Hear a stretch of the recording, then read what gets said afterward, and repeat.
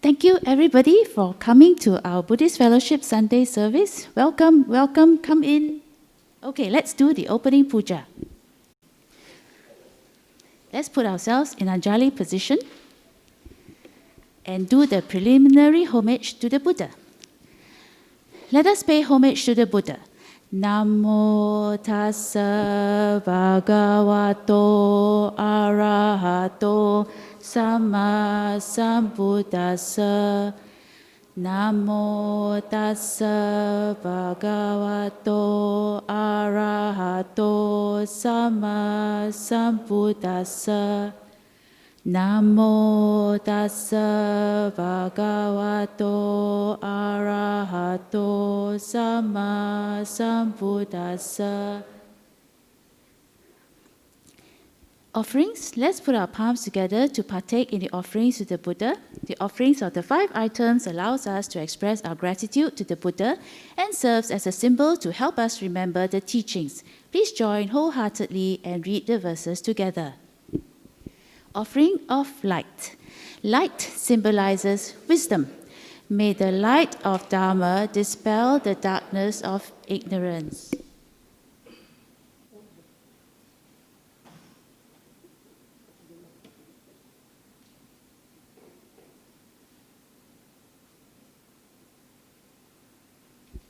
Offering of incense. Incense symbolizes the fragrance of pure moral conduct.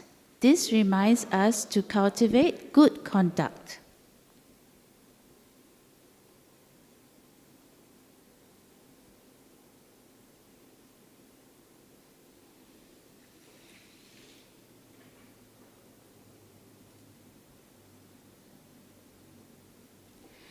Offering of water.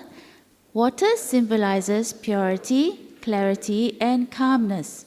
It reminds us to practice the Buddha's teachings, to cleanse one's mind, which is full of desires, ill will, and delusion, to attain the state of purity.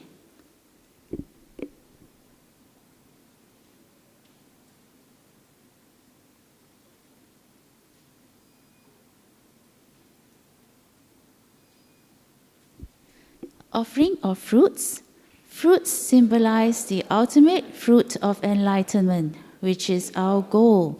They also remind us that all actions will have their effects.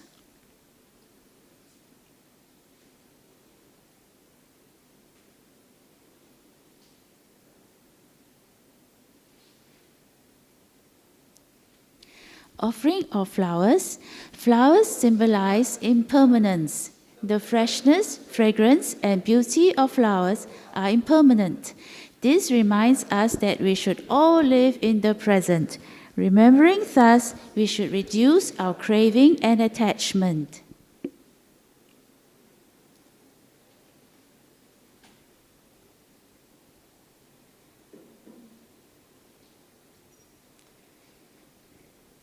Now let's do the salutation to the Triple Gem. Let us pay respects to the Triple Gem. Arahang Samma Sambuddho Bhagava Buddhang Bhagavantang Abhivademi. Swakato Bhagavata Dhammo Dhammang namasami. Supatipanno bhagavato sāvaka sangho sanghang namami.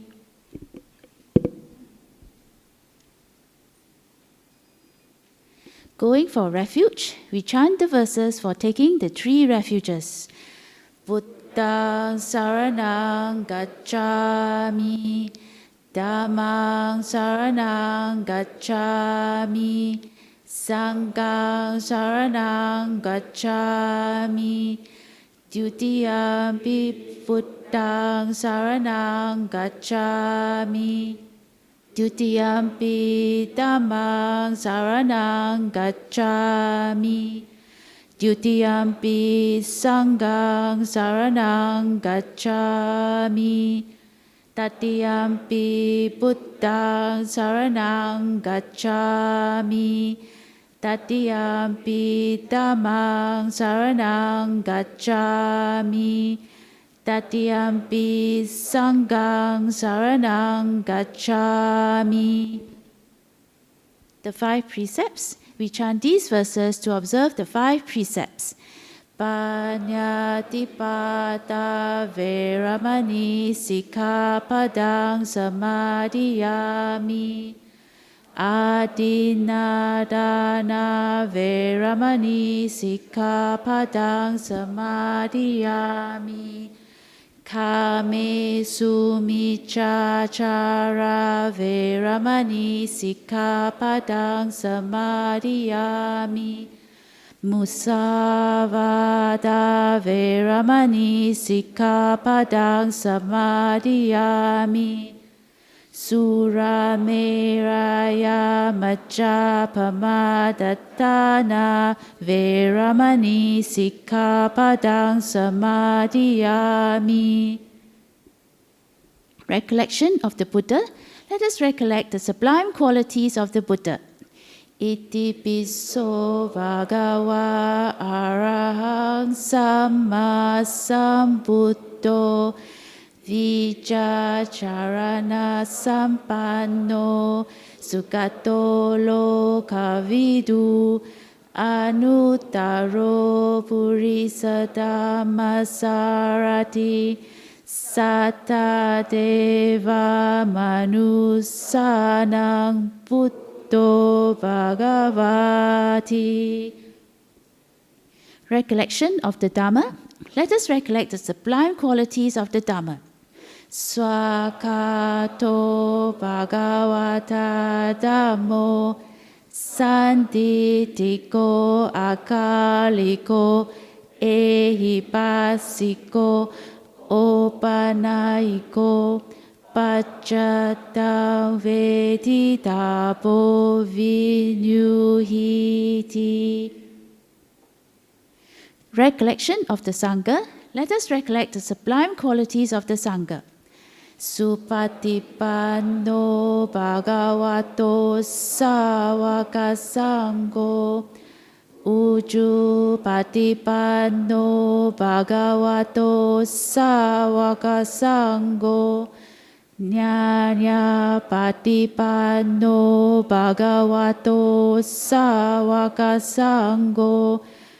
Samici patipanno bhagavato sāvaka sangho.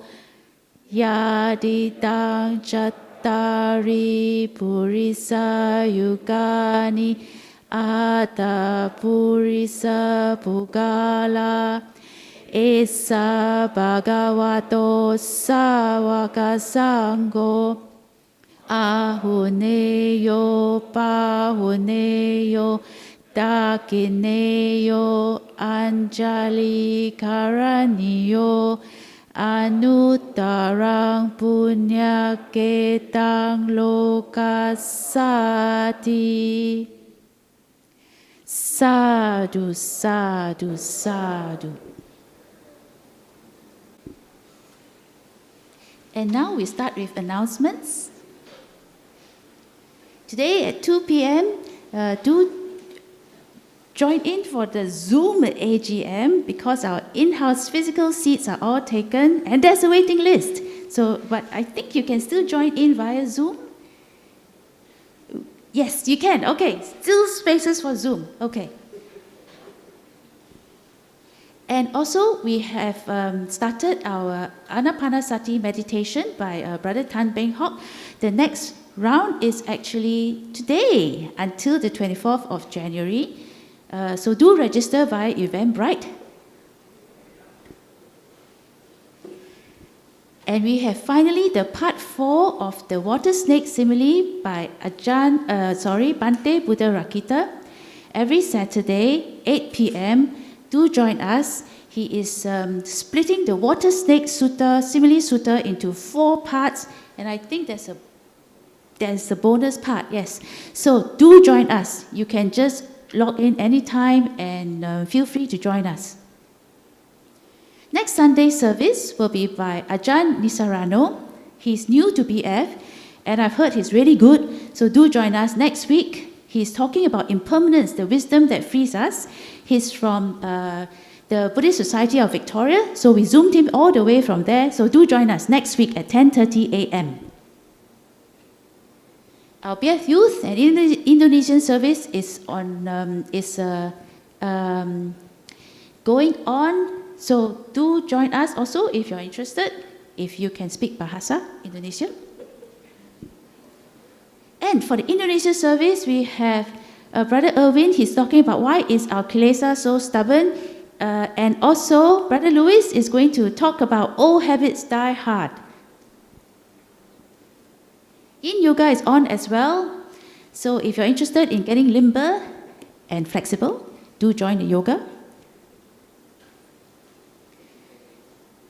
And today, we are very happy and delighted and honored to welcome Sister Sylvia Bay again to give us another well-researched talk on Death and Beyond, a Practitioner's Mission. This will be the third installment, so very glad that everybody can join us. For those of you who do not know who she is, let me read out the bio.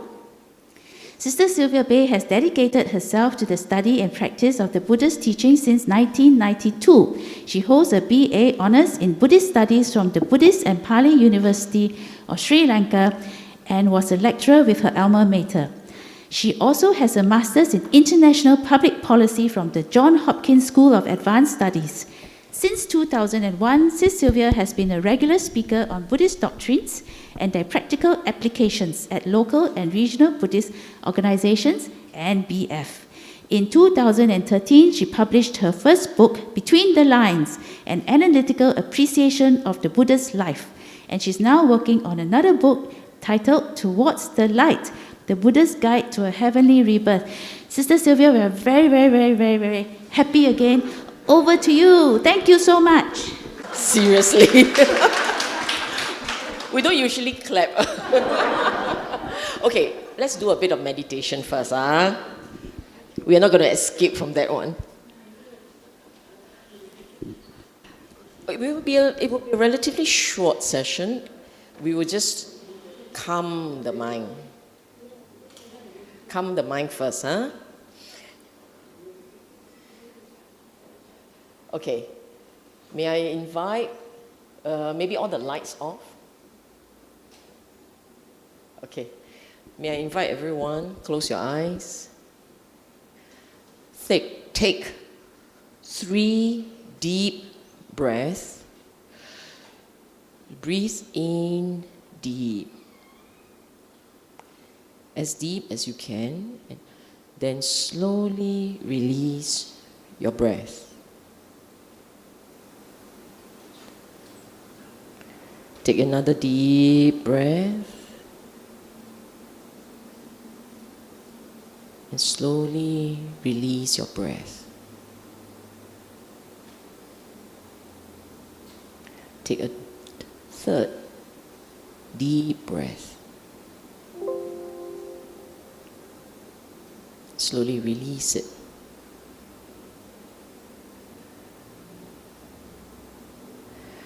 Now look at your form, your body.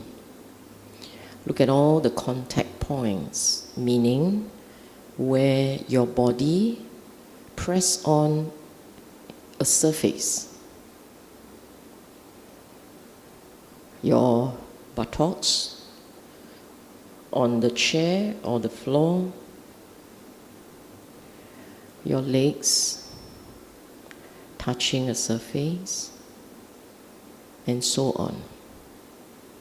Just look at the surface. If your back is leaning against something, look at that surface. So let the mind observe all the contact points.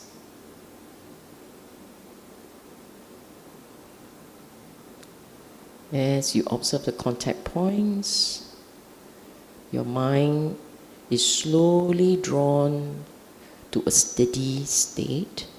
It's on the surface, the body. Look at your posture. As you look at your posture, you may notice that the body is breathing. Body is breathing. No need to do anything. It's breathing in, breathing out on its own. As you look at the body breathing, quietly say in your mind, thank you for this blessing that I live in Singapore, a land that is peaceful. I have blessings. I give thanks to the blessings that I've received in this life. Give thanks for the blessings that I've received for this life. Feel the gratitude.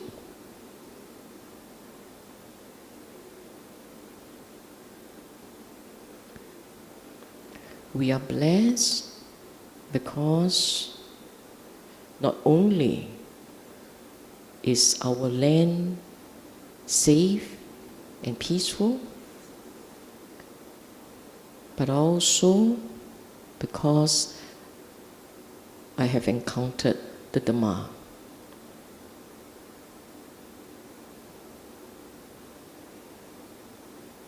The DHAMMA is hope.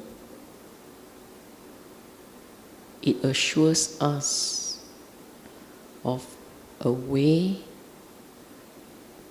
out of dukkha. That as long as we stay on this path and practice by the teachings of the Buddha, one day we will experience cessation of dukkha.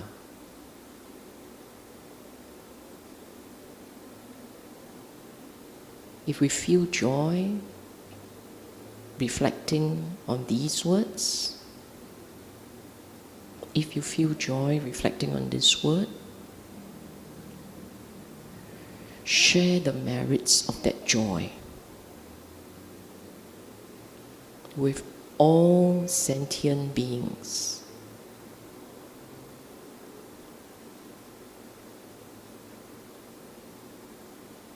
Just very quietly wish all sentient beings well.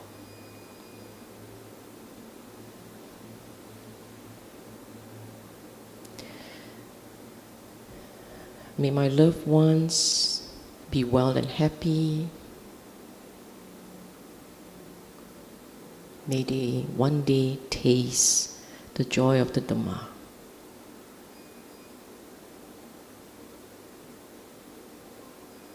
May all beings be well and happy.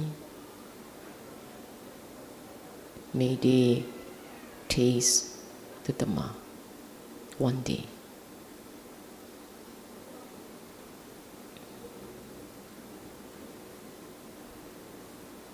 And then, in your mind, give thanks to the Buddha for his gift of the DHAMMA.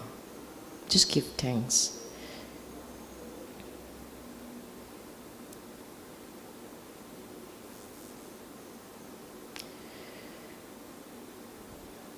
Take another deep breath. Share the merits. And slowly come out of meditation. Good morning, everyone. Good morning. Very happy to see you again. Some of you have been here for all 3 parts. Some of you, I think, are here for the first time. Welcome. It will be fun. Notwithstanding that this is a bit of a morbid subject, right? We're talking about death. Okay, I'm going to start by giving you an overview of what we have covered so far. I assume that before you came for this talk, you didn't review the earlier parts. But they are all connected, you see. All 3 are connected. Therefore, I thought I will start by at least helping you recall what we covered the last time, okay? Very quickly. Part 1, delivered on 11 October, was on the dying, death, and rebirth process. It's a process. There is no dropping off that train while the process is running. This is just a process. Okay? And in that talk, I focused on explaining the mechanics of life continuum process, meaning dying, death, rebirth, start. If you know the Buddhist teaching, this thing just runs on its own. That was the first effort, the first objective of that talk, to share with you the mechanics. Second objective of that talk was to help everyone here, the Buddhist community who believe in the Buddha, to help them understand what they can do to protect their rebirth. How do you lead life in such a way that when death comes knocking on your door, you are all packed and ready to move happily?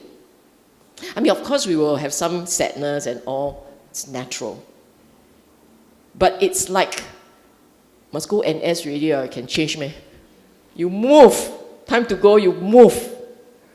Then might as well make the best of it. Do it in such a way that we protect our rebirth, to ensure a good rebirth. That was the intent. And if you recall in that talk, I also explained how, if you are kusala means wholesome. If you can be wholesome, you make wholesome make wholesome speech and conduct and thought a way of life, you can almost determine your next arising. Some of you who never listen to the talk will say, can me? Can. Go listen to the talk. Buddha said can. It is not I say. Buddha gave you the passport, the visa. Okay? And the second talk, delivered on 1st November, Multiple Dimensions, Many Worlds, that talk merely clarified Buddha's teaching on cosmology, meaning the many worlds. So if you're interested, if you're curious about the upper worlds, the heavens, and the lower worlds, the realms, the lower realms, go check out that talk. It's available on YouTube. Today, we are going to talk about the practitioner's mission. I say here, offers an answer to a so what question. In other words, you have listened to part 1, you have listened to part 2, then what? What can we do with that information? What should we do with that information? How can we act, speak? What kind of things should we do in daily life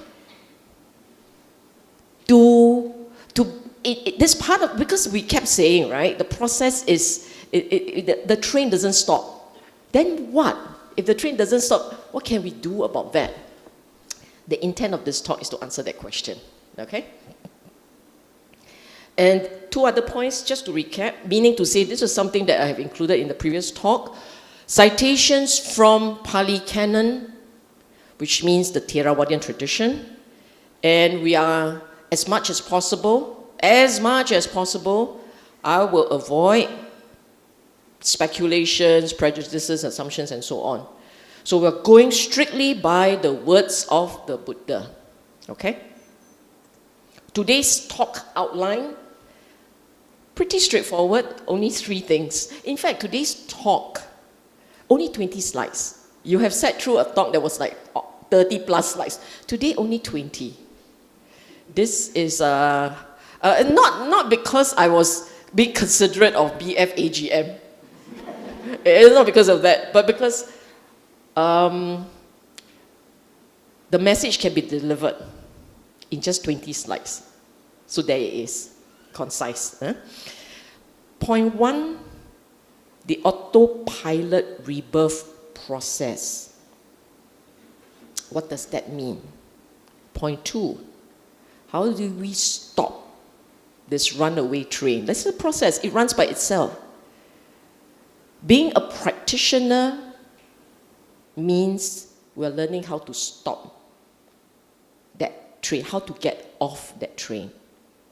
And 3, this precious human birth. Why we must make the best use of this birth. Okay? Now, if you recall, I mentioned that on the Enlightenment night, the Buddha had knowledge and vision of three knowledges, right? If you recall, Enlightenment night, meaning that transition from regular, really good, superhuman, to Buddha, that transition. In that transition, there were 3 knowledges that he picked up that night. In the first watch of that night, he recalled, it was a recollection of his past lives. You recall that? This is in the first talk. In the second watch of the night, 10 to 2 a.m., 10 p.m. to 2 a.m., he witnessed, he saw beings passing away and being reborn according to their karma. You recall that? Wow, you're very jialat, you don't remember a thing, is it? Read my book. Between the lines is all there. Okay, that's the second one. Today, we're talking about the third one, which is the Buddha seeing for himself how to get off the train. Of course, in his time, he wasn't talking about a trainer. But the words used were, he understood, he realized the destruction of cankers. Asawa kayaya, meaning asawa, the cankers, the defilements. How do you destroy that? How do you remove them? Because when they are removed, you can stop that train. Okay? So, what we do know, if you recall from the first talk, what we do know is that rebirth process is continuous, spontaneous, relentless flow. And if you recall, there is no, to the regular person, there doesn't seem to be an exit. Do you know what I mean? Hello? Do you know what I mean? Right? If you have a rebirth process, it just goes, it runs by itself, right? It doesn't stop. But what you may not realize is that process actually has a fuel. A fuel. It requires fuel to drive the process. And that fuel is craving. Okay? How do we know? Buddha said so. I declare, Vacha, rebirth for one with fuel, not for one without fuel. Just as a fire burns with fuel, but not without fuel, so Vacha, I declare, rebirth or one with fuel, not for one without. Who was Watcher? Watcher was a wandering ascetic, meaning he wasn't a practitioner, he was not a disciple of the Buddha. But after this conversation, he became a disciple. So Watcher asked, Master Gautama, when a flame is flung by the wind and goes some distance, what is its fuel? Buddha said, the flame is flung by the wind, it goes some distance, the fuel is that wind. Do you understand? The imagery, you must listen carefully and understand it. So for that flame, why flame? Because life is flame. For life, there has to be that flame. So you're using an analogy for life. The life move on. He say, in that circumstance, the wind propelled it. Then this guy asked, human being, eh? When a being has laid down the body and not yet reborn in another, he said, fueled by craving. On that occasion, craving is the fuel. Okay?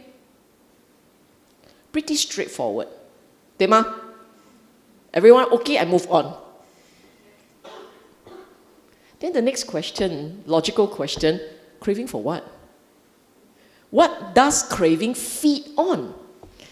And in another sutta, the Buddha said, that this one is a teaching to monks, mind you, it's a teaching to monks. Mendicants, the word used by Ajahn Sujato. There are 4 fuels. They maintain sentient beings that have been born and help those that are about to be born. Meaning, it sustains you in life, and before you take on, they also sustain you. These are the 4 fuels. It keeps being going, in other words, okay? Solid food, coarse or fine, 1. 2, contact. 3, mental intention, volition. 4, consciousness. Now, I will stop here and just say this. Today's talk is going to be challenging.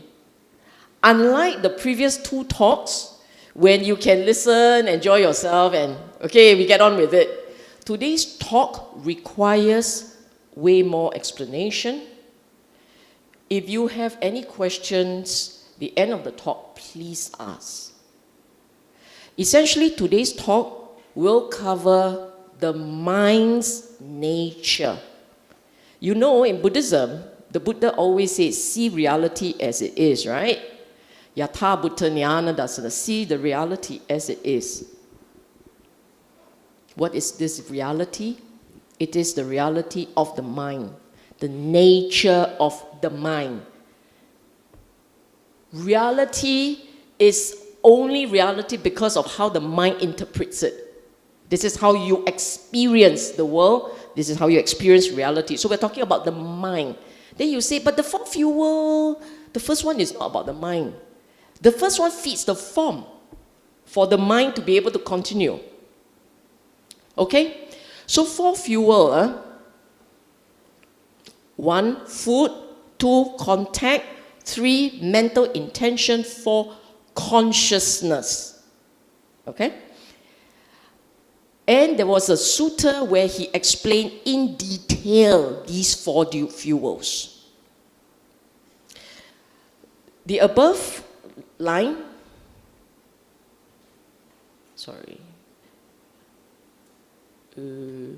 okay, this line, this stanza, and this one comes from the same sutta. It's called A Child's Flesh. Fascinating sutta on its own.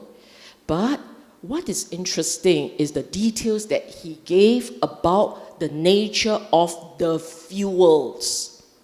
On food, when solid food is completely understood, desire for the 5 kinds of sensual stimulation is completely understood. When desire for the 5 kinds of sensual stimulation is completely understood, a noble disciple is bound by no fetter that might return them again to this world.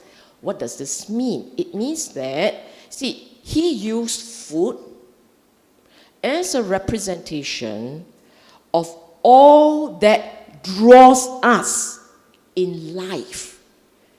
If you ask yourself, what is it that we gravitate towards? What do we go for?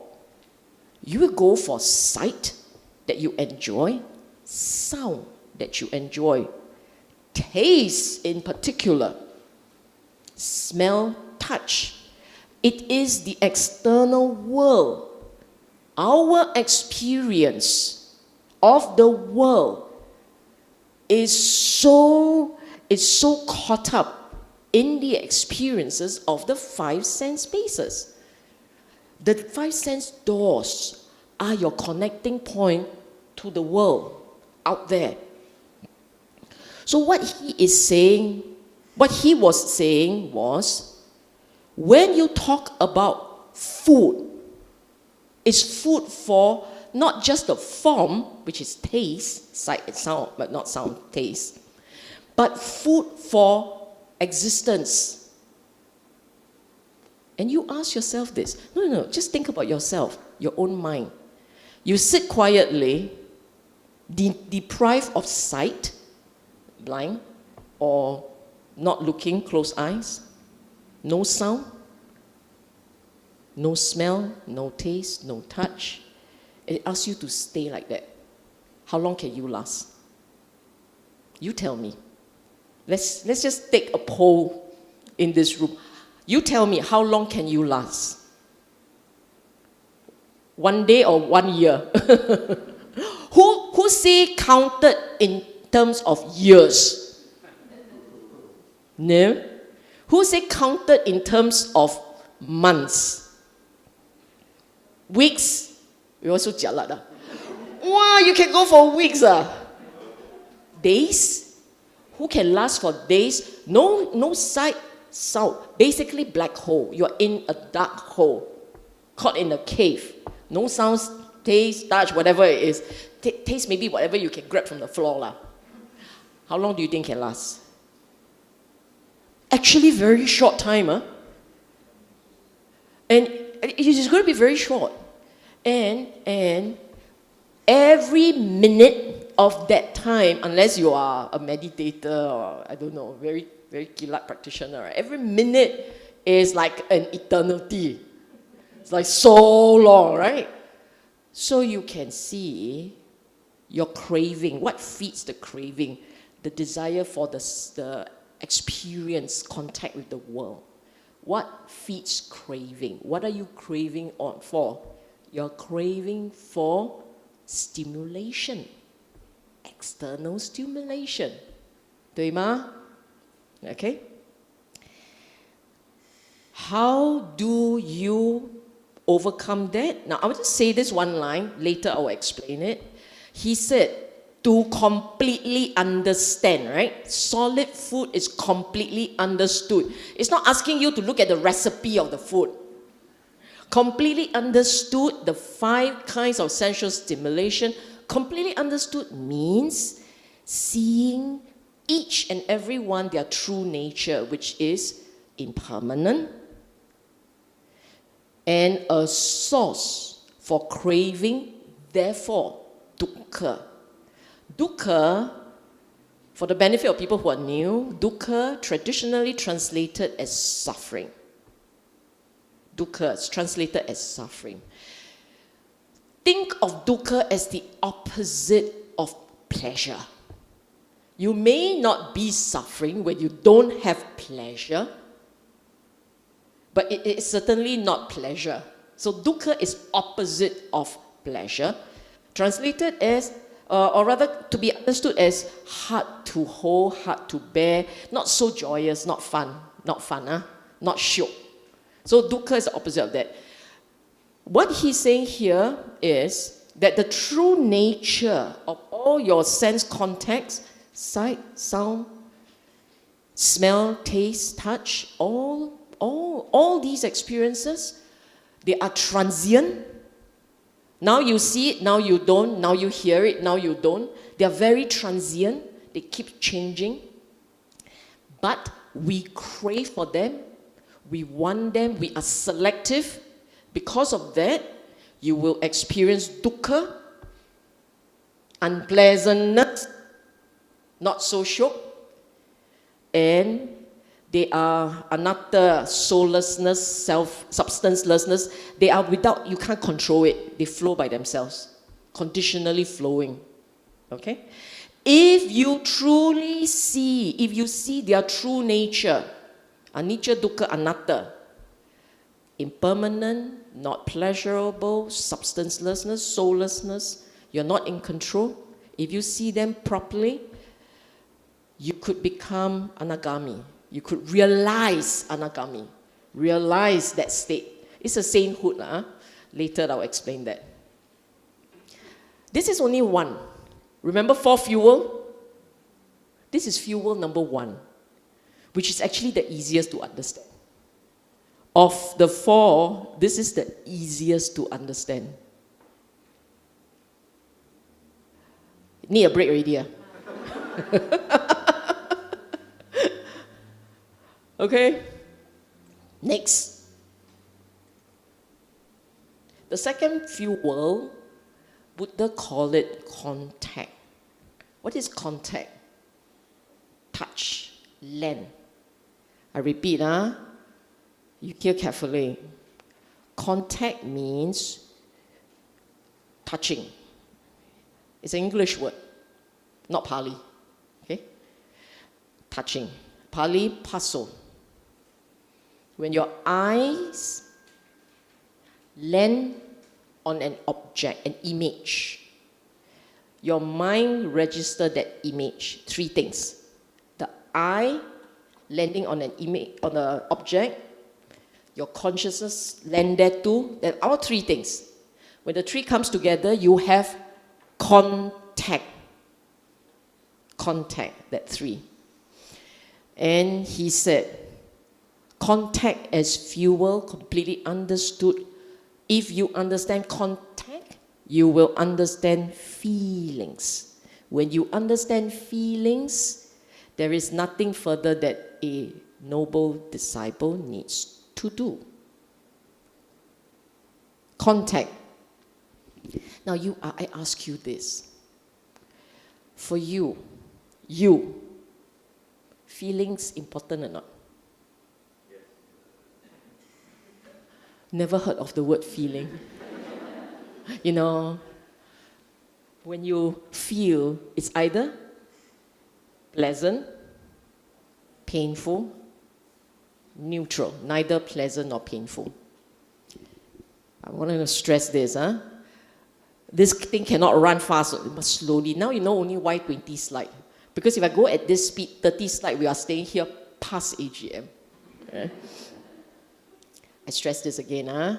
This part is very important because our entire life is wrapped up in feelings. Sensual stimulation and feelings. If every day you do not experience the highs of pleasant sensation and the low of painful sensation, so every day is a blend day. 对吗? Every day you wake up, you brush teeth, you change, you take bus, go work, then you every day chop, that way your work. Chop. Then time to go home. Every day you walk off, you go home. Good enough. Would this be a life you wish for your child? I hope my son will grow up to every day chop. 听了 must be, like so bland, right? Feelings important or not? Yes? Would you say it's a 5 important or a 3 important or no big deal, 1 important? 5 . Sensual stimulation, the first one, food. Is it 5, 4, 3, 2, 1? 5. 2! Today no need to eat. No, you think about it, right? Would you say, therefore, your craving is wrapped up there? Now, can you see why the Buddha say it is fuel? But you see, Buddha doesn't say feeling. He said contact. Did you notice that? I mean, why did he just say feelings?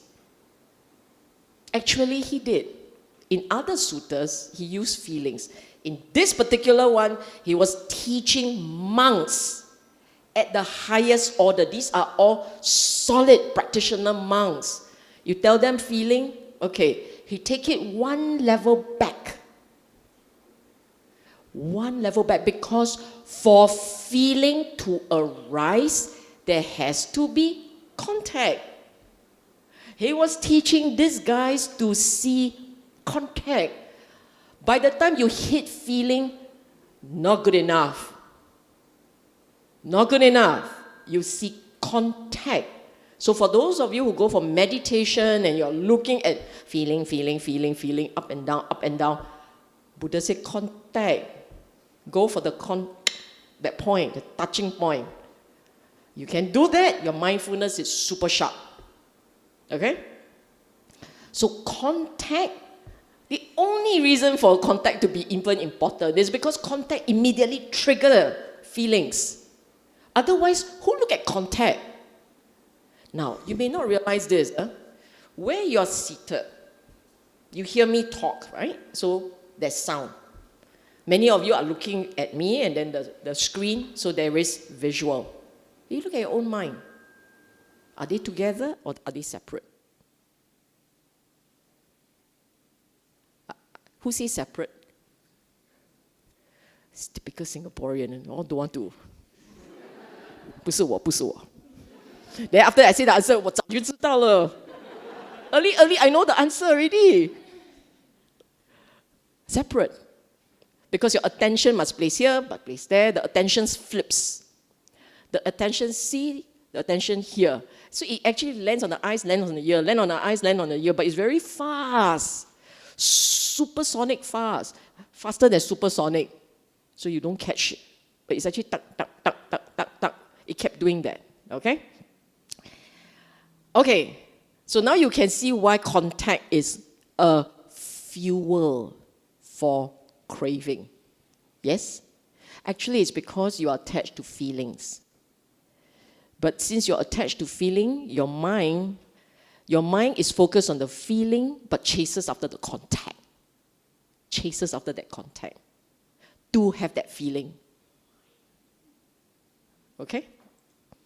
It's very surreal hearing yourself talk. The third fuel for craving, mental intention. It's volition. But Buddha used the word mano chetana. It's volition. And what it means is really the source of craving. Kama tangha, bhava tangha, vibhava tangha. Tangha means craving. Craving comes in two forms. I know you say three. No, two. Because the second and third are flip side of a coin. Look at your own mind. Always go back to your own mind, because the Buddha's teaching is all about your mind. If you look at your mind, there are two types of cravings. One is for your contact with the external environment, right? Sight, sound, taste, touch, smell, right? That one, kama tangha. So K-A-M-A. How many of you have heard of Kama Sutra? It's the same kama. The word K-A-M-A is the same. It means sensual. Sensual, okay? Not sexual. Sensual. Well, I don't look at me, I've grown a second here, you know. Sensual. And it is meaning sense-based. Sense-based. Going through your sense door to connect with the world. So there's a physical world out there that you connect with it via your sense doors. Is there a world you connect that doesn't go through any of these doors? No. They're all there. You can feel, you can touch. You can touch, you can see, you can hear, you can smell, you can taste. That's the world out there. Then there is a very rich world in there. In this world, you own a landed property in Sentosa Cove. Right? It's a very rich world. You plan for the future. You recall the past. And the way that you recall the past, right, is according to your filter. So it may not even be a real thing. That is why 5 fellas sits together, recall an incident, got 5 versions. Because it's a faulty recollection. Everyone has a vision of it. And in everyone's vision, it's different. Same event, same people, but different protagonists. Why? Because the protagonist will go from you to you to you to you. It's a different show. Right? But there's a world in there. And you tell me, now I ask you, test. The ones on YouTube, very safe, no need test. Everyone here cannot test. Karma, Bawa, becoming, being. It's a mind. Bawa Tangha is the mind one. Let me ask you, is it 50-50 for you? 50% outside karma, 50% inside thinking? For you. Is yours 50-50 or 40-60 or 70-30? Who has more karma, engagement outside, and less bawa, engagement inside? Who has more outside and less inside? More outside and less inside. I like you. The rest all not helping. Only you help. Good. I have to give you extra star. No, seriously. More outside, less inside. Who has more inside, less outside? So vibrant, man, your world. Orchard Road. Chinatown on Chinese New Year Eve. Before Chinese New Year. It's all year round Chinese New Year. Who say 50-50? You know what you got count. And who say, I don't know. I like you all too, very honest. The rest of you what? Still in hyperspace. Asking question all don't have. All not answering. Why? I'm only a bystander. I'm not involved in your talk. Sorry, got caught up in the wrong class. I'm teasing you because this part actually is very important. Karma, Bawa. Bawa is that world in there that you generate. Karma is the world out there that you engage with. And if you look at your own mind, today, exercise for today. Stare at the mind and see how often your desire is triggered by the world out there or by the world in there, or it keeps toggling. Today, your challenge is take a look at your mind. Is it recollection and planning that gets you all hype out? Your desire kept changing ideas and plans? Or is it the engagements out there? So you're always looking for something to eat, something to enjoy. If you say, I game a lot, the world out there.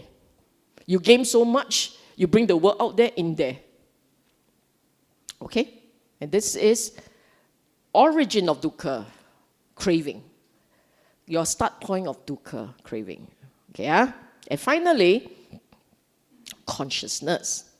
When consciousness as fuel is completely understood, name and form, nama rupa, is completely understood. Let me ask you, this is the hardest of them all. Let me ask you, when you see object or when you recall object, does your object come as a lump? Meaning when you see a person, you see the person as with substance. He's real. Or do you see the person as his 5 aggregates in parts? When you see a car, do you see the car or the steering wheel only? Do you understand what I'm saying? When you see an apple, do you see the apple or you see the apple core, the seeds, the stem, the skin? When we see something, it always comes as a whole, right? It's like a lump sum, a lump sum. Name and form. You don't see parts. When you see yourself, you also see lump sum. When you see another, you see lump sum. What does it mean, right? You see your mind, it cannot help but identify it as with substance. It's real. So consciousness, this consciousness, when you understand, basically in your experience of life, in your experience, you don't actually experience consciousness per se, you experience the stories with all kinds of projections. It's like a lump sum. I can't think of a better word. My English today is a little bit limited. Okay? But never mind. Just reflect on this today. Today, your challenge is, just now I said, look at Bauer and Karma Tangha, right? Is it more outside, more inside? Look at feelings. Look at how you attach to lump sum instead of in parts. Because in reality, we are a collection of processes, feeling, perceiving, constructing. We are a collection of that. But you don't see that in strands. You see it as a package, a whole. And you name it. And the ideas are all behind that. There's a whole story. I say, Sleeping Beauty, everybody has a full story. Do you see parts of it, the aggregates of Sleeping Beauty? You don't. Okay, let's move on. This is slide number 6 of 21. It's only number 6, yes. Okay, next one. We keep talking about consciousness. Okay? You listen to what he said. Consciousness, Bhikkhu. Bhikkhu Mandakan's the same, depending on who's the translator. The one in brown is Bhikkhu Bodhi. So these texts are translated by Bhikkhu Bodhi. Consciousness, Bhikkhu, while standing, one might engage with form. Based upon form, established upon form, with a sprinkling of delight. It might come to growth, increase, and expansion. Or consciousness, while standing, might stand engaged with feeling, engage with perception, engage with volitional formations. And based on these, based on feeling, based on perception, based on volitional formation, established upon those with a sprinkling of delight, it might come to growth, increase, and expansion. We stop here so that I can help you appreciate this verse. This small, short para explains you, your mind. This short para explains your mind. When we talk about being conscious,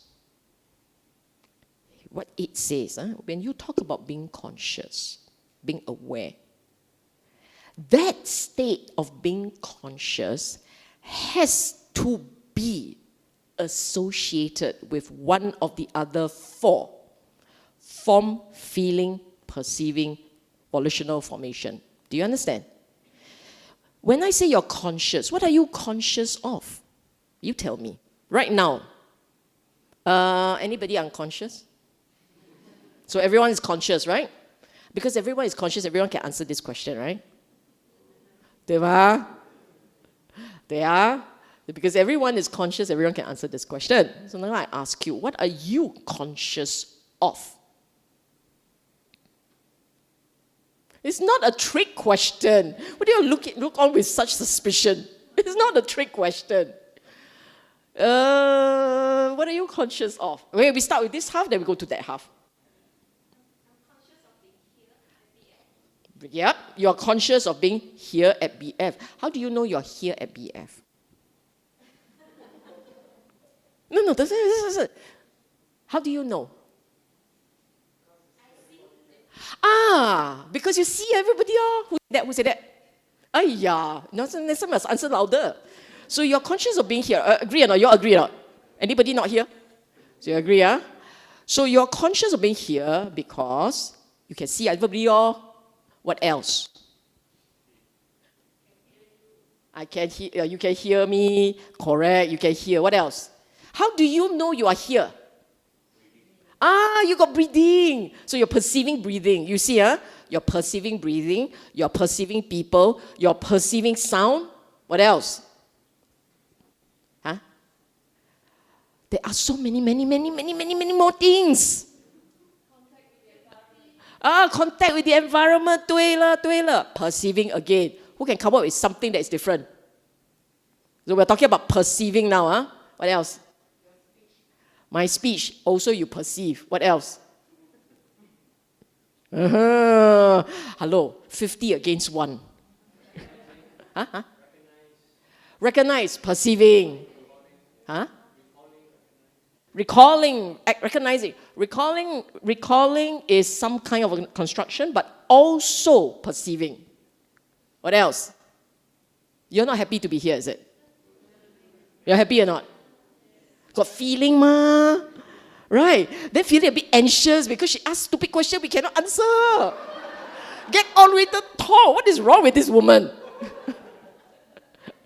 So, feeling is there, right? Are you here in form? Yes. Your body here also. So, as I ask you question, 对啦, construction, volitional formation. So, as I ask you question, your mind keeps flipping channel. Flip, trying to run to catch up, right? Flip. Are you aware of it?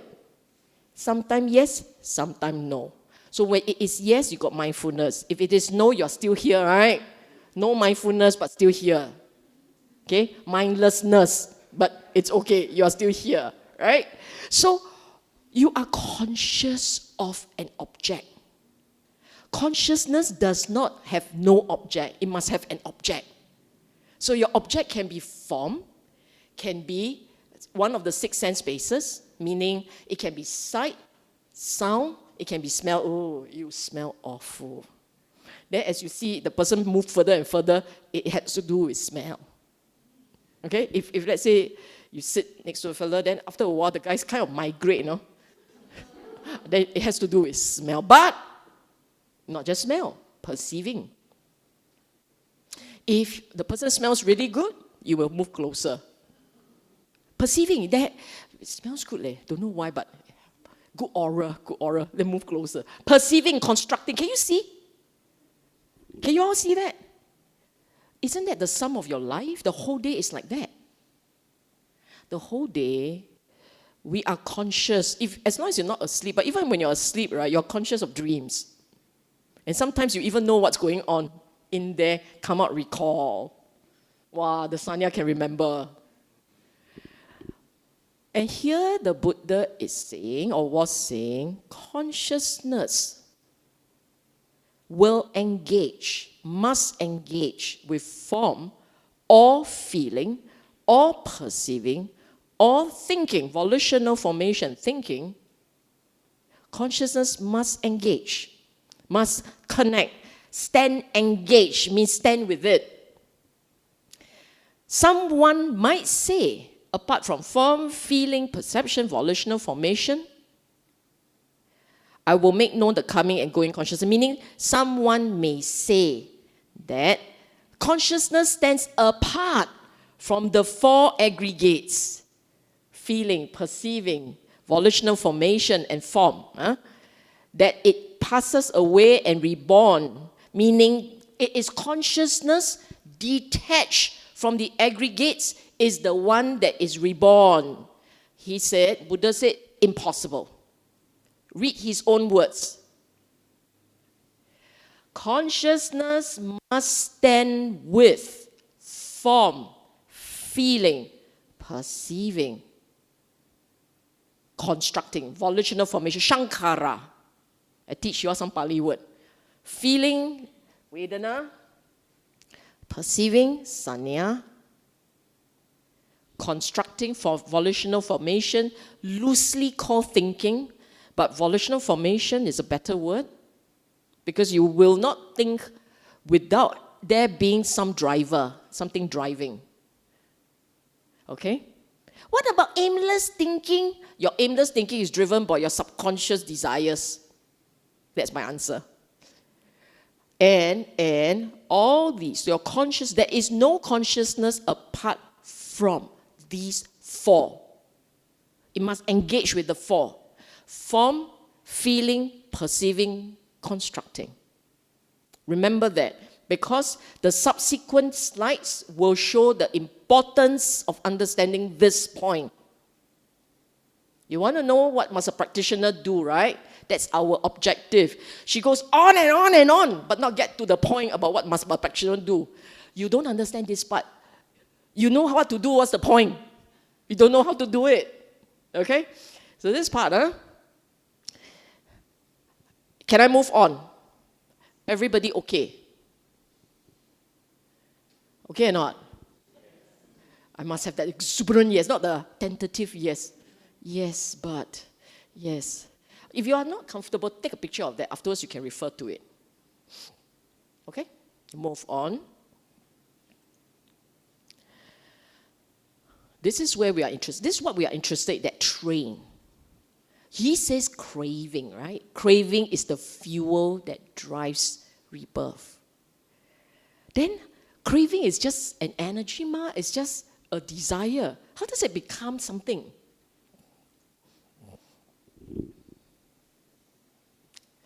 If there is desire, relishing, craving for any of them, for the food, food, feeling, perception. You remember that one? Food, contact, manochetana, mental formation. When you have a craving for any of those things, the consciousness will land and form, name, begin. Okay? Form, name, begin. There is growth of choices, choices is shankara, construction. Volitional formation, remember? Translated is volitional formation. Where there is volitional formation, there is rebirth into a new state of existence in the future. Where there is rebirth into life, old age, death will happen. So I repeat, you have this craving for something, it will lead to consciousness appearing, being born. When consciousness starts, the being starts. Okay? If you have no desire for food, contact, formation, then consciousness doesn't land. It doesn't become established. When there is no consciousness, the being, name and form, the being won't start. Okay? I wish I have a board here. I can draw something. A bit hard, right? Never mind. You all imagine. So very good at it, construction. Craving must crave for something. Craving has to be craving for something. If you're looking at your mind at any one time, there is a craving. So that craving, is it for the external world, food being representative of the external world, or it's a craving for the internal world, the feeling, the contact feeling, perceiving, remembering. Your craving must land on something. If craving has an object it wants, it will land. Consciousness will start. If there is, craving is just an energy, but you didn't put in the battery, it doesn't start. If craving has no object, it won't land. If craving has an object, consciousness will land. Just remember this, craving has no object, consciousness doesn't land. Craving has an object, consciousness will land. Do you understand that? That's simple enough, right? Now I show you what the Buddha said. If you have abandoned, if a bhikkhu has abandoned, last. Now, you see the word last and everybody, 不是我. 这个 last means you want. I want. I desire. I find delight. You are lasting all the time. If aircon too cold, I lust for no aircon. No aircon, very hot, very stuffy, I lust for aircon. So the word is just very strong. But it means very strong desire. Very strong wanting. Okay? So if one has abandoned wanting for form, with the abandoning of that wanting, the basis is cut off. There is no support for the establishing of consciousness.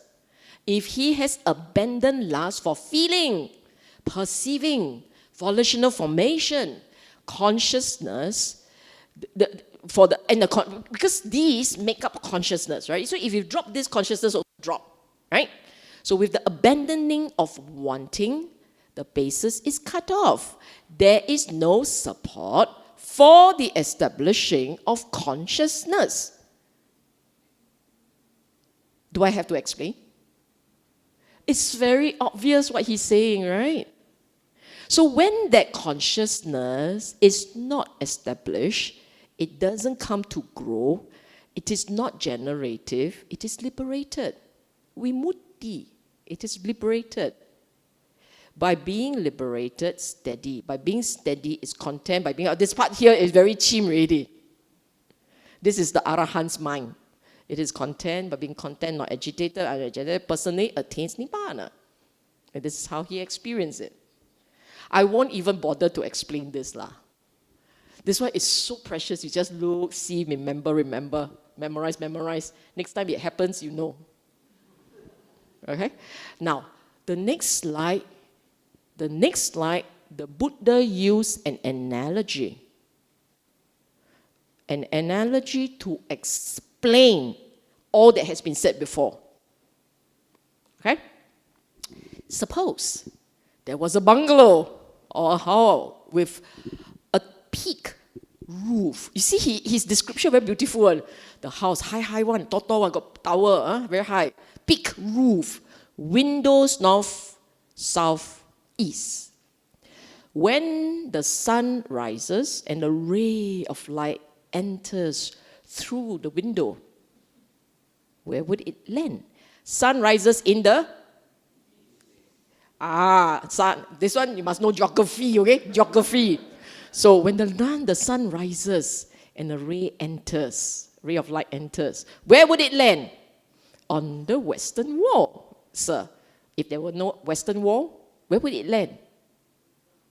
On the ground. Boom, can you imagine? If there's no ground, where would it land? In the water. Why? Probably he was referring to a building that the monks were familiar with, and behind this building, or rather on the western side of the building, there is a pool, a pond. So now we can picture, on the western side of the building, there is a pond. Then he says, so no wall, where does it land? In the ground. No ground, where does it land? In the water. No water. Cannot land. Cannot land. In the same way, if there is no desire, no relishing, no craving for food, contact, mental intentions, consciousness does not become established. You take away the object, no consciousness. I repeat, take away what object? Take away the desire for feeling. Contact is feeling. take away for perceiving. Mental construction has perceiving and construction there. Take it away. You take away all these, no consciousness, doesn't land already. Get it? Simple, right? You know what to do already or not? Comes the next slide. There, see? Sounds simple enough. No craving, no desire, consciousness doesn't land. So you just have to make sure no craving at there, right? Logic, right? Very logical, ma. My craving for water. 对吗? Makes sense, right? Then why like that? Because of the power of underlying tendencies. Regular habits becomes instincts. Craving is instinctive. I put the word subconscious with that, right? Inverted commas. Because what it means is below an intentional mind. You are not unconscious, so how to be subconscious? It is actually just below the mind with the willing and the that part where the mind is aware. It's just below the heart is aware.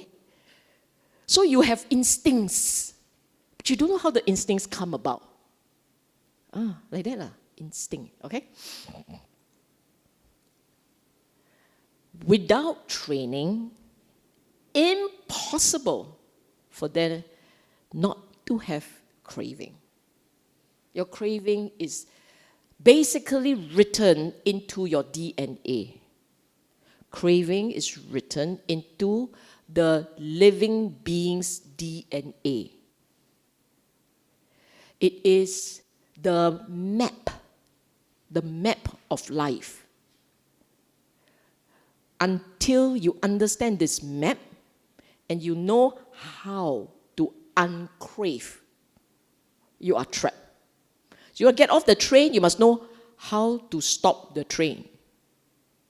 You must know how to tweak and then do the things to that process, the train, then it stops and you're done. Okay? 说得容易啊. Buddha said, what you intend or plan and what you have underlying tendencies for become a support for the continuation of consciousness. When this support exists, consciousness becomes established. When consciousness is established and grows, rebirth. If you don't plan, you don't intend or plan, but still have underlying tendencies, it becomes a support for the continuation of consciousness. And when it exists, when the support exists, consciousness becomes established.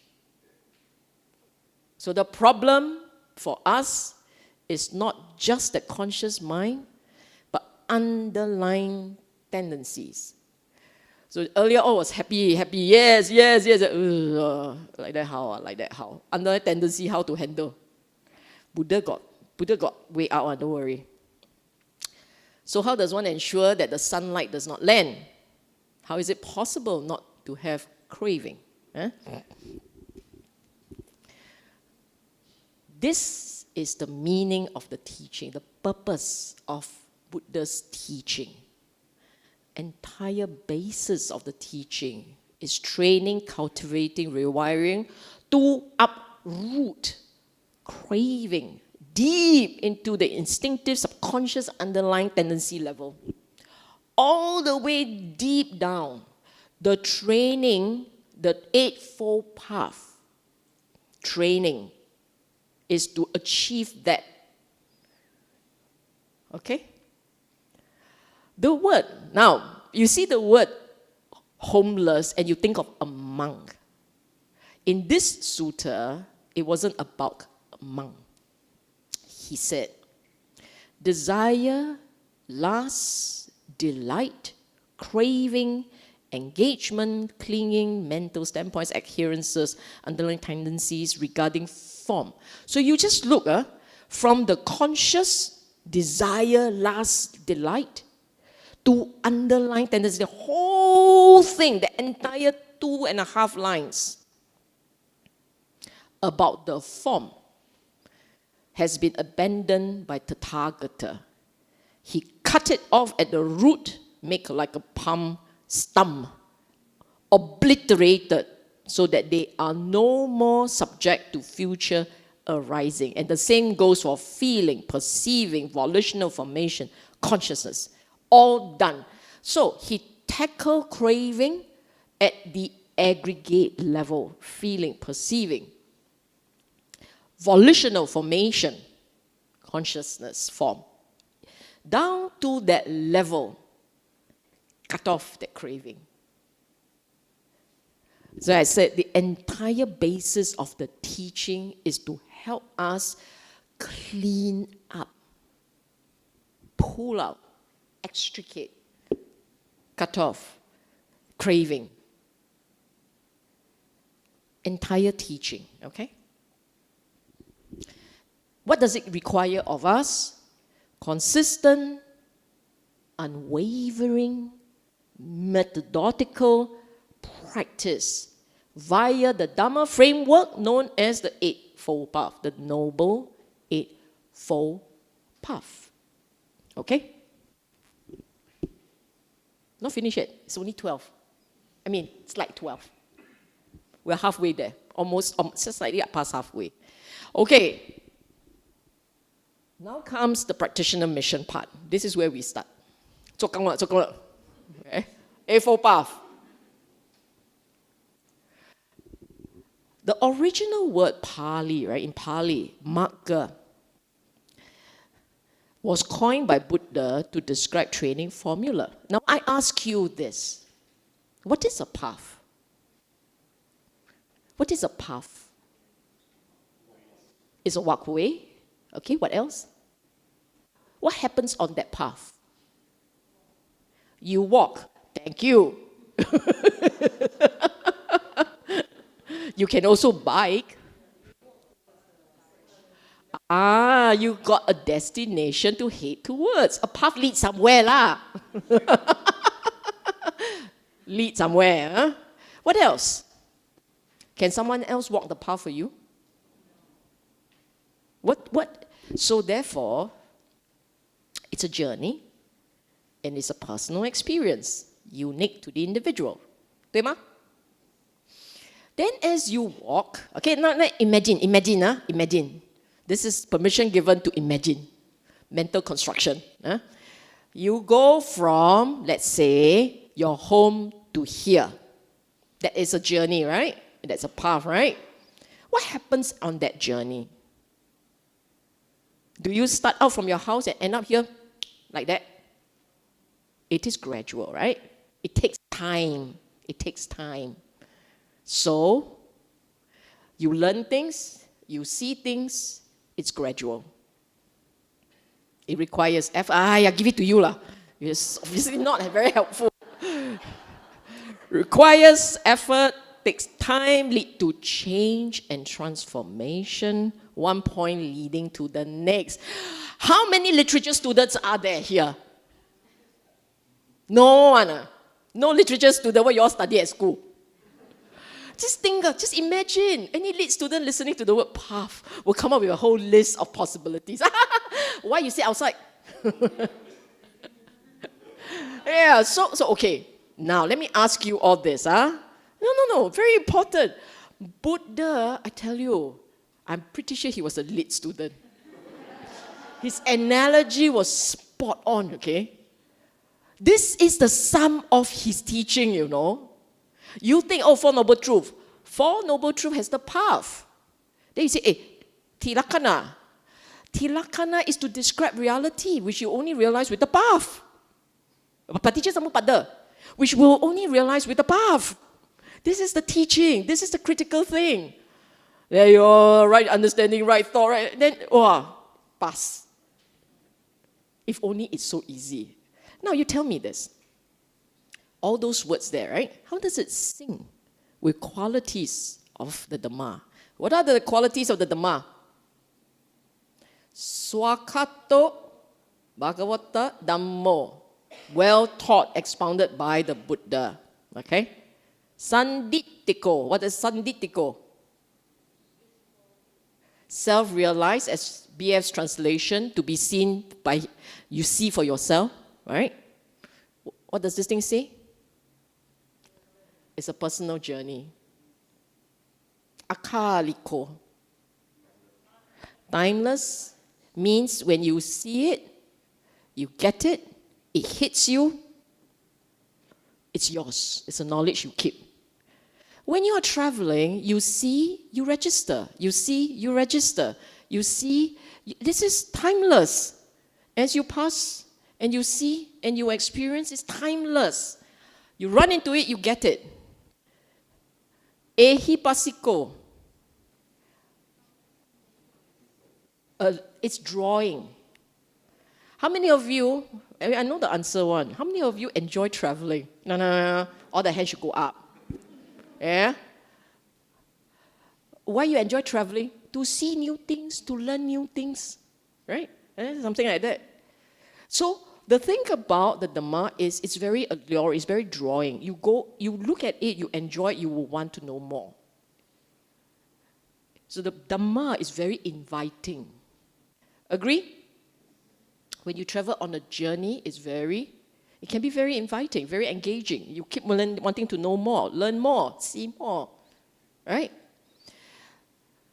But Opanaiko, every time you see and learn, it leads you to a deeper understanding of yourself. It is a learning journey. And the last one, Pachatam Veditabu Vinuhiti, realized by the wise for himself. But you think about it, right? All of us have our takeaways when we go on any journey. And it's the same thing with the Dhamma. It's the path. The thing is talking about the path. The qualities of the Dhamma is talking about that path, isn't it? Okay, now let's start. Now we are testing everyone. Huh? Eightfold Path, in essence, I give you the first line, is the cultivation of wisdom, morality, and samadhi. Today is not a talk on the path. Today is a talk on how the practice connects with that process, the dying process. But as a summary, I will tell you, it says eight elements. Huh? But you can sum it up as the cultivation of wisdom, morality, and samadhi. I didn't want to translate the word samadhi because the English words all have a little bit of a problem. Samadhi actually refers to a mind that is opposite your regular mind. Your regular mind, the mind that you have, you describe it. In case my mind not same as your mind, so you describe it. What is a regular mind like? It's easily distracted. It is quite mindlessly flowing by itself all over the place. What else? What's a regular mind like? You all don't have regular mind. It's either you don't have, or yours not regular. Sorry? Sick pleasure. I like you so much. Next time, answer faster, okay? Yeah, very good, very good. Sick pleasure, mindlessly hopping around, going from object to object, which we all call, is commonly, or popularly known as the monkey mind. Basically, just hopping all over the place. 对吗? Samadhi is the opposite of that. Okay? A mind that is present and it's clear, it is aware, it is mindful, it doesn't get easily distracted, is samadhi. Now you give me the English word for that. Very hard, right? Still? Well, variation of stillness. It's not quite still. Sometimes it moves too, but you are aware. You're aware, right? It's the mindful part. Samadhi mind has mindfulness. It's clear, it's present. That's the idea, and it knows. There is a knowing there. So that's samadhi, okay? Now your turn to answer question. Why do we need this? Why do we need Panya, Sila, Samadhi. Why? Okay, I'm generous, right? I'm a very generous person. Huh? So I give you one answer first. It is so that we can awake to the Four Noble Truths. You cultivate wisdom, morality, and samadhi so that you are awakened to the Four Noble Truths. Then you all go, I know already. What's the big show and dance? Supposed to one by one unfold, right? What's the big deal?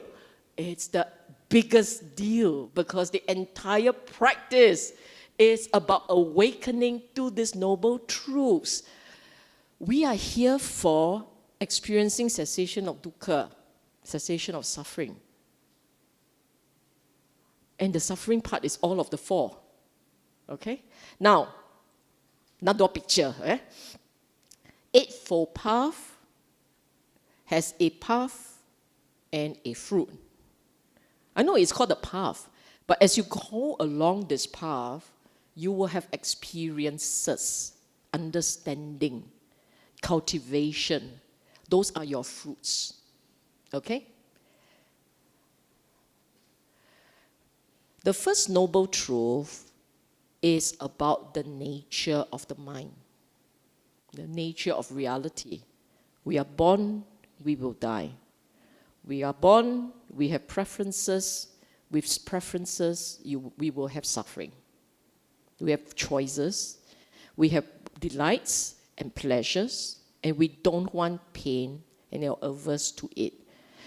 The regular mind is always being tossed about in the sea of choices and preferences.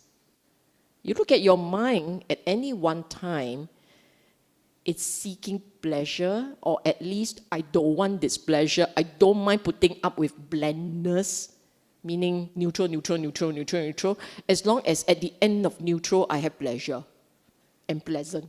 Agree?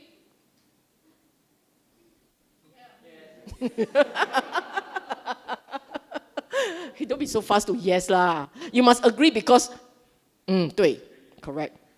No, you think about your own mind, right? Our own mind, in a regular life, we are always being tossed about because of pleasures, choices. Again, I have my preferences. I want this. I don't want that. And I can put up with the middle part, the blend, the boring, the routine brushing teeth because I want to avoid the pain of being on the dentist chair. I mean, why do you brush your teeth? Because you don't want to spend money at the dentist chair. And suddenly you don't want you don't want that. So you brush teeth, clean it. Otherwise, who cares about the teeth? Something like that lah. So we make choices, and it's all the time, all the time. Why do you choose not to sit on the floor, not on the chair? Oh, because. And then surely there's a reason one. And it goes on, okay?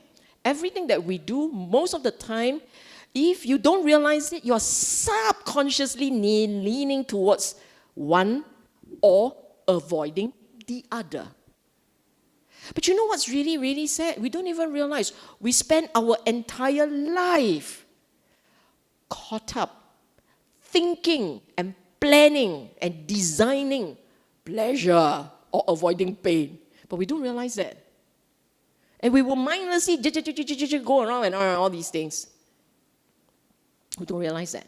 So, the first noble truth, nature, and the Buddha said it has to be understood. The noble truth of the pain of life has to be understood. Then you say, I know what I suffer. Yes, but you don't understand it because in your mind, you are saying, I'm suffering now. It's okay, I postpone gratification. You're still thinking of gratification. It's just that conditions are such that now you suffer, later you have pleasure. So in your mind, it's okay, I postpone. Okay? The second noble truth is craving. Craving is the origin of dukkha, And the Buddha say must be abandoned. Craving has to be abandoned. And the third one, the Buddha said, cessation. Dukkha can cease. Craving can stop. When craving stops, dukkha ceases. And he said, the third noble truth has to be realized. Now you look at that 3 tables, what jumps at you?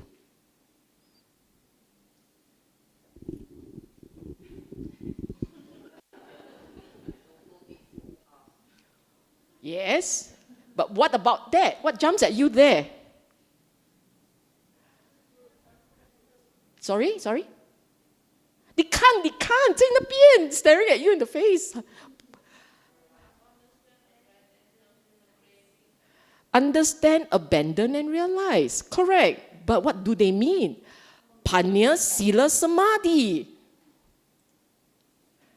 Panya, Sila, Samadhi. Embedded in the path are the noble truths. Panya. So yeah, what are we supposed to understand? What are we supposed to get? Reality as is, the noble truths, the impermanence of the aggregates, dukkha and anatta of the aggregates. To go and explain this in detail will be many lectures. So I will just tell you this. Reality as it is means understanding the noble truths about the aggregates. And then you take it one level downstream, it means seeing the impermanence, the dukkha and the anatta of the aggregates. Okay? This is to understand. And what are we abandoning? We are abandoning akusala, unwholesomeness. Unwholesomeness expressed in speech, conduct, and the mind. We are abandoning unwholesomeness and cultivating wholesomeness. That's why morality. What are you realizing? Samadhi. The quiet, steady awareness as opposed to a habitual drifting. You are realizing when the mind is not chasing and not desiring and the mind has no akusala, the mind experiences peace and contentment. And this is not something experienced only by the Arahant. This is, in a nutshell, the nature of the mind. If your mind can accept, the mind is content, it will be peaceful. If the mind cannot accept, it will have dukkha. Any mind will have an experience like this. Any mind. So when we say abandoning all those desires, akusala first, then kusala next. Akusala you abandon first, cultivate the kusala.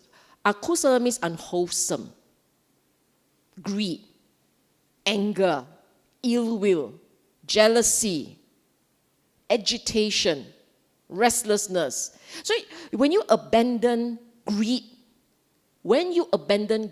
and desires, every other akusala starts to fade away.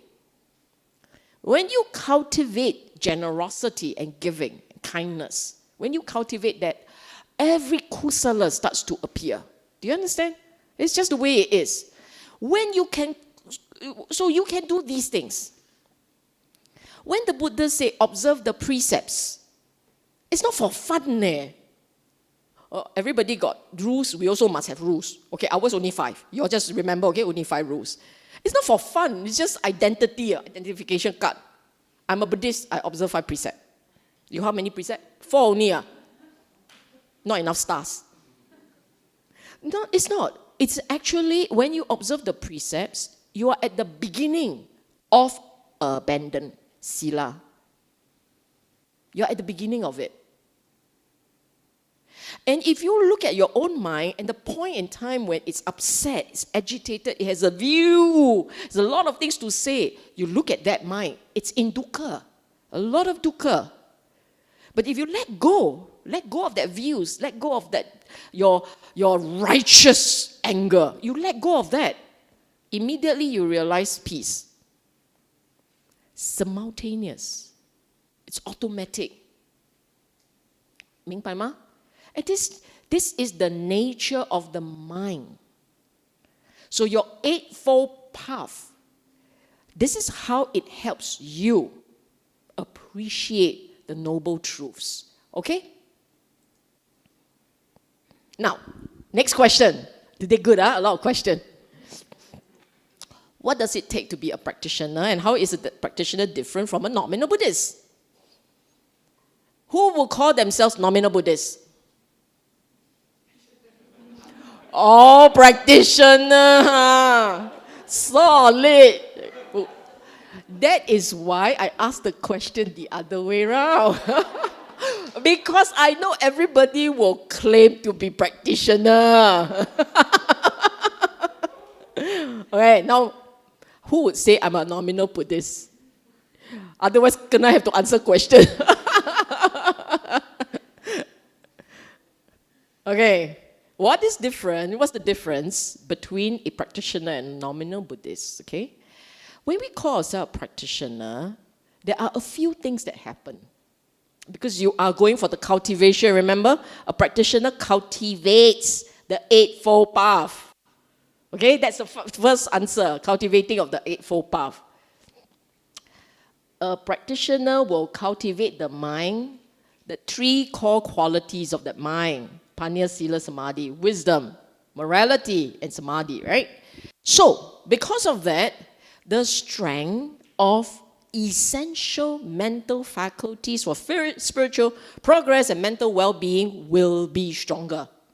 They will have it. So what are they? They have faith. Then you say, I have faith, I'm a nominal Buddhist, I got faith. This is where it gets a bit tricky. Usually when we say faith, we say, oh, faith in the Buddha, Dhamma, Sangha, right? That everybody also got, right? Who here don't have? Who here don't have? Generally, everyone sitting here will say, we have faith in the Buddha, Dhamma, Sangha. So therefore, you should be a practitioner, right? No, not really. Because the faith here is a very tricky little thing. Is it so straightforward as having faith in Buddha, Dhamma, Sangha?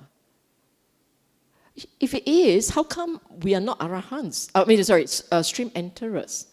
Because the Buddha said, if you have absolute faith in the Buddha, Dhamma, Sangha, you are stream enterer. How come we are not? Or maybe we are, but why do we modestly say, no, we're not? Why? Because that part of the faith is really actually about, do you believe in yourself more or in the Buddha, Dhamma, Sangha more? It's a relative thing. If you believe in the Buddha, Dhamma, Sangha more, you say, I have faith in the Buddha, Dhamma, Sangha, then whatever he said, whatever was taught, you will just embrace wholesale. No questions. You will not say, I know better. Then you say, I never say I know better. Oh, yes, you do. Let me ask you, you think you can meditate? I don't think so. But Buddha said. You see what I'm saying? Buddha said, if you have wisdom and you have morality, surely samadhi will follow. You can meditate. But I can't. I different. My mind always spins a lot. Do you have faith in yourself? You believe in your own understanding better than Buddha. You see that? Straight away, you realize something is off already. Many a times we say we are like this, we are like that, because if we say we are like this and we are like that, we cannot do this, we cannot do that, because we are like that, then you are essentially saying you know better than the Buddha. Buddha tells you, you got this condition, you can meditate. You say, no, I know better. I can't. Something like that. And a lot of little things. So, for instance, the Buddha talks about the Four Noble Truths and the need to moderate craving and all those things, right? Buddha, we bow before you. Then we go out, we start again. We don't operationalize the teaching, in other words. Our faith, then he said the reality of the world is dukkha. Then we say, not really, sometimes got sukha ma. We don't understand that we happily will just argue lor. In our mind, of course we are too polite to argue with him, but in our mind we argue. You see what I'm saying? So this faith actually means putting aside your own views, assumptions, reservations, whatever. You put aside your thoughts, your views. You put it aside and you pay close attention to his teaching. You try and understand where he's coming from. You connect the dots within that teaching and you go. You practice, you operationalize accordingly. And you do not second guess, triple guess, other people say, then you go and listen to other teachers say, not consistent with Buddha word, never mind, they are right, he's wrong. Jialat. See what I'm saying? Okay. Virya. The practitioner's mind, I call it, the practitioner's morality is virya. The rest of us will be 5 precepts. So what does it mean? Virya, we say energy, it's translated as energy.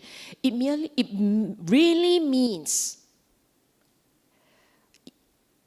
negating, removing everything unwholesome and cultivating wholesome. Consistently putting effort there.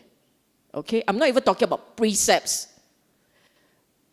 Unwholesome, everything unwholesome, we try and let go.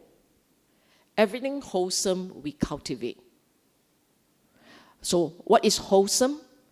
Generosity, gratitude, friendliness, patience, and you go on, compassion, you name it. Everything that we all, as human race, approve of is wholesome. The opposite, unwholesome. The greed, the anger, the impatience, the resentment, even feeling aggrieved. If let's say you sit there and say, 我的命很苦啊, 我的命很苦. Aggrieved. Your命may be hard, but you are human. That helps. That helps because you have a chance to fix the thing. Okay? Steadiness of mind, samadhi. Meaning, if you are a practitioner, you shouldn't have, your mind shouldn't be jumping as much as when you were not a practitioner. Don't compare other people, just within yourself. If your mind finds it very difficult to settle, you need to practice more. Okay? Learning and insight, wisdom. Okay? So there's one set. One set pertains to the kind of mental qualities present in the mind. The second set is about your choices in life. You see, we are lay people, and as lay people, you will always find that tension between spirituality practice, the meditation, the doing good, and not even being wholesome, etc., etc. That versus your material responsibility, material success, there will always be some kind of a tension. If you constantly place material success, material achievements over spirituality, then you are practitioner by name only. Practitioner by self-declaration. Okay? If you are always material first, work first, family first, play first, Orchard Road first. If yours is always there versus spirituality, meaning take time out for meditation, being wholesome, letting go of your last dollar, that kind of thing, the spirituality part. If you are always leaning on one side over the other side, then really self-declaration only. Okay? In fact, for those of you who are very serious about the practice, you may find that over the years, the balance keeps shifting towards spirituality. Maybe when you started out, it was 90% material, practical, earn a living world, 10% spirituality. You are a Sunday practitioner. Then over time, you became a Sunday and Saturday practitioner. Then guess what? Your practice starts at Friday night. Then you know every morning, every day in the morning, you practitioner.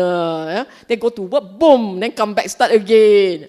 That's how you will, your balance starts to shift towards spirituality. Then 1 year, take time off, take leave, go retreat. Not to sleep, but to practice. Because I know of a good friend who take it to sleep. Need the rest. Your definition of success will change. Now, I ask you, we're all lay people here. We're very honest with each other, right? This morning, take the 4th precept. We're very honest. Huh? What's your definition of success? Huh?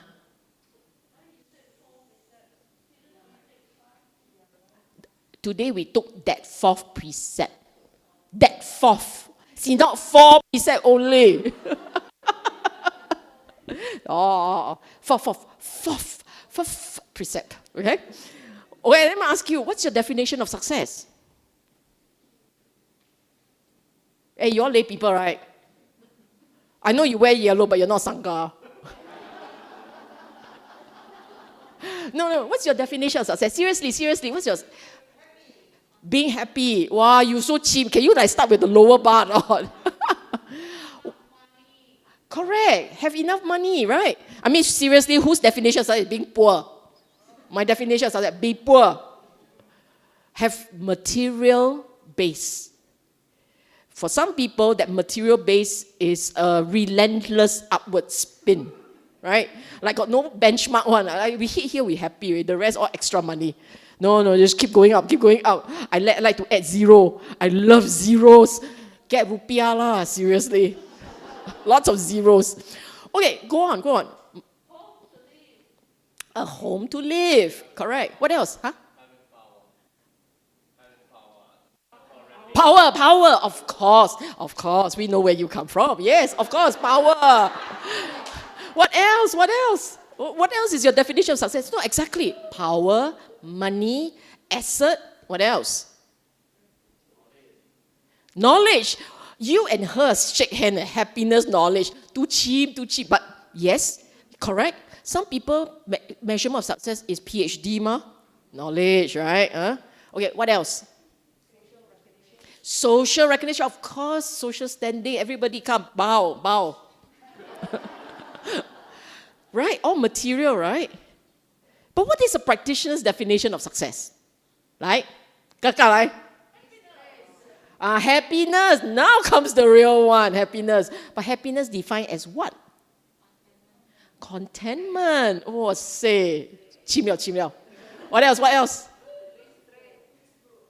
Be straight? Restraint, sorry. Restraint, yes, of course.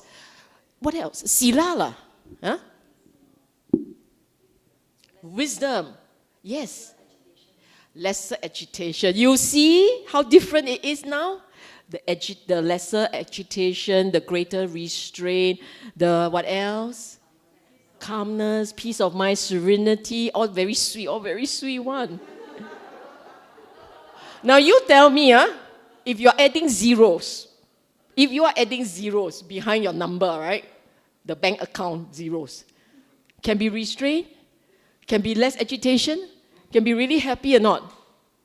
My zero missing. One COVID wipe out 3 zeros.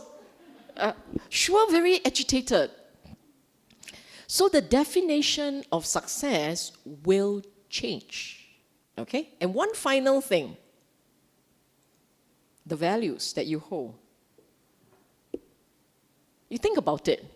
When you were a nominal Buddhist, for those who claim to be practitioner, and there are a lot of you guys here, right? Got changed or not?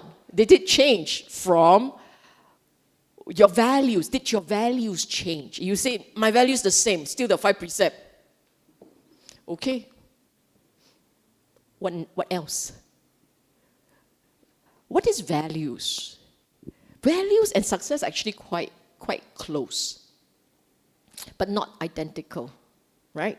They're close, but they're not identical. Let's say your value, the values that you uphold, right?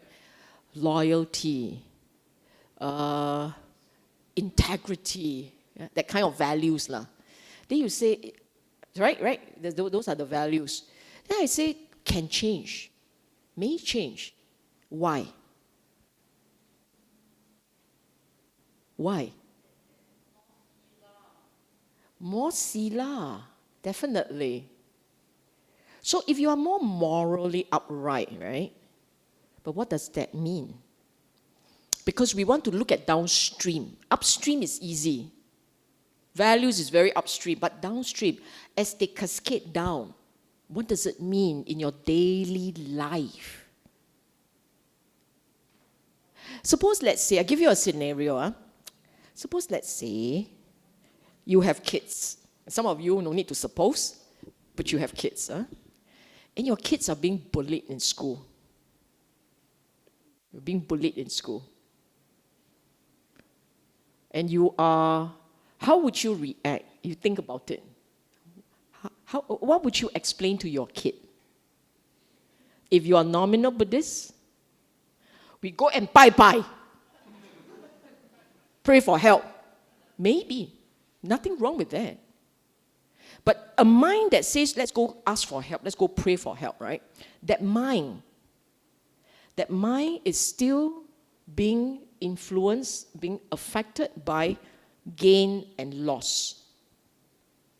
Win point, lose point. That mind is still like this. I'm talking about a very big picture. But if you are really practicing correctly, what will you teach your kid? You may not teach him to beat back. Come, let's go and train. We karate-rize you. You might actually teach him forgive, embrace, patience. So the things that you say will be different. I used kids' example, or anyone that you love. You have a loved one, right? I use that example because sometimes the practitioner doesn't fight for themselves, but will fight for the fellow they love. They don't fight for themselves. They say, oh, I can forgive, I can forget, I can take it. I can bear your grudges. Here, the other chick, give you. I can do that. But when it comes to smacking your kid on the cheek, right, the instincts are very different. Because it is not about you. It's human DNA. Our DNA, we are programmed to survive not just as a self, but as a species. So there is a part in us that will still look after the ones that we care for, the ones that we identify with. And there will be that agitation to stand up for the kid or the person that you love. So when I say values, it's actually for the individual to realize for himself how he has changed. Your values will be affected. You are less likely to advocate conquest of the world, conquest by Dhamma, in a very different setting. Sorry, very different emphasis. Okay, what is spiritual awakening? We have to go a bit faster now. There are 10 fetters binding beings to samsara. Samsara means life. Your 轮环 轮回 轮回, yeah? That samsara. Fetters, it is said, all the Theravadian Buddhists here will know. 10 fetters, right? The fetters are expressions of craving. What the mind craves for. It's a bit more downstream. Upstreams will be your aggregates, but these are a bit more downstream. Okay? And the Buddha said there are 10. 5 lower, 5 higher. 5 lower, personal existence views. Sakkaya ditthi, doubt, vicikiccha, silabata paramasa, wrong grasp of behavior, conduct, observances, sensual desire, and ill will. Then there are these are the lower 5. The higher 5 is, translation, lust for form. Lust for form here is meditation, mind you. This is not sensual form. This is the meditation, rupa jhana, and for the formless is arupa jhana, formless. Mana, conceit, restlessness, uddhacca, and ignorance, avidya. 5 higher fetters. Okay? I don't want to explain that because this is slide 16.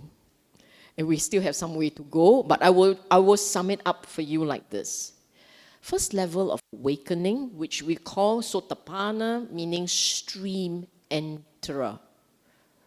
The Buddhists have 4 levels of sainthood, meaning individuals who have penetrated the wisdom, penetrated with understanding, and as a result, they lead their life, they lead their life with a different set of understanding, behave very differently, okay? So first level of awakening, the sotapanna, he breaks 3 fetters: personality, existence, view, doubt, wrong grasp of behavior and observances. The second level weakens the fetters of sensual desire and ill will.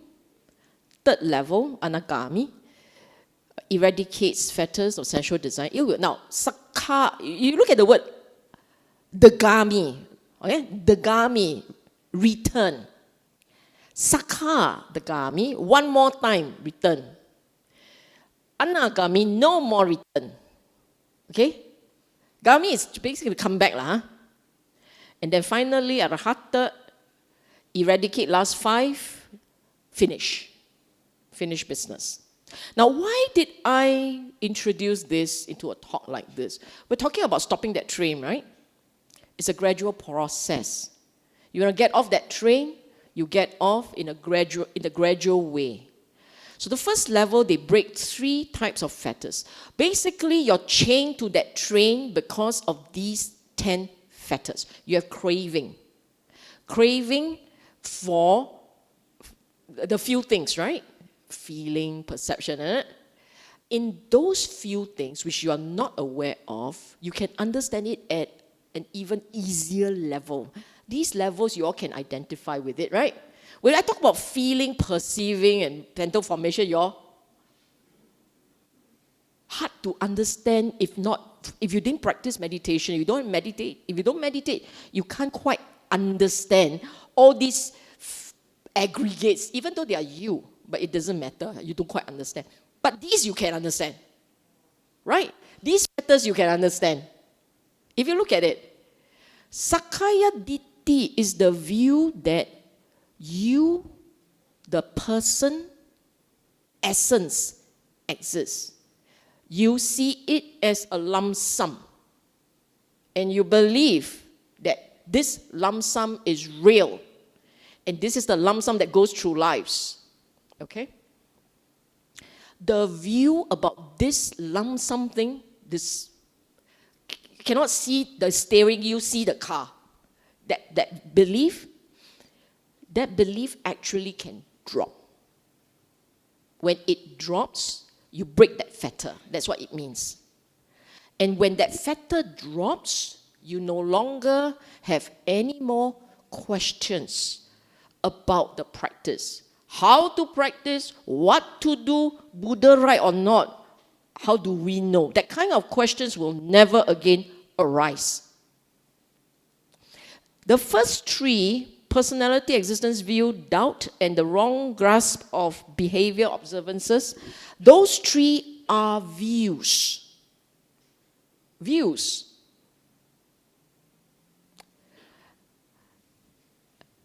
In other words, cognitive. But if you look at the others, right, sensual desire and ill will, they are very driven by feelings, very strong feelings. And you go down to the rest, they are into the very subtle nature of the mind, very subtle, very instinctive already. So you break in stages. You get off this train, you must first find the driver. Then you pull certain handbrake, pull 1, pull 2, pull 3, like that lah. You brake by stages. Very few, negligible are able to jump steps. Unlikely to happen in this lifetime lah. But in the Buddha's time, we know of at least one who jumped step. From one, not even one, he just went straight to 4. There's only one that I know. Most of the others have 2 at least. But it can happen. I only know of one, but my story is quite limited. I only know of one. And which is the one? You remember the guy who was washed up ashore? The naked ascetics, who thought that he was enlightened? Until someone told him, the Dewa told him, you are not enlightened. You go find Buddha, he is enlightened. Go find Buddha, ask for help. So then he went, long journey, looked for the Buddha, caught the Buddha in the midst of his arms round and said, Buddha. And Buddha says, it's arms time. Finish eating first, okay? He says, no, we don't know what happened next. You tell me. Something that I can practice right now. Seeing. Enlightened there. That's the one. No, it's not. So this is the only guy whom I know was like that. Okay? Now, after that he died. He was killed. Very fast, unfortunately. And anyhow, so this was the only case that pulled the handbrake just like that. And then he's done. It's because he's been cultivating for many lives to achieve that. Most of the rest of us will have to like step by step. Okay, first break 3, then next 2, then it goes on from there. Huh? Okay. Now what's so important about attaining Sotapanna from the Buddha? Actually, I will just give you both and I will explain in summary. The first one says, one who has entered the stream, become a Sotapanna, break that 3 fetters, his experience of dukkha is minimal. You look, the suffering that has been utterly destroyed and eliminated is more. One who has made the breakthrough, the suffering that has been destroyed, eliminated is more, while that which remains is trifling. Compared to the former mess of dukkha that has been destroyed and eliminated, the latter is not calculable, does not bear comparison, does not amount to even a fraction. There was a very cute sutta where the Buddha said, one who has entered the stream, his suffering is akin to the amount of dirt under his fingernails, as compared to the dirt across the forest floor. For the rest of us, the forest floor is our fate. For he who enters the stream, fingernail dirt is his sense of dukkha. So with it. Okay? This is called Sineru, which is a mountain.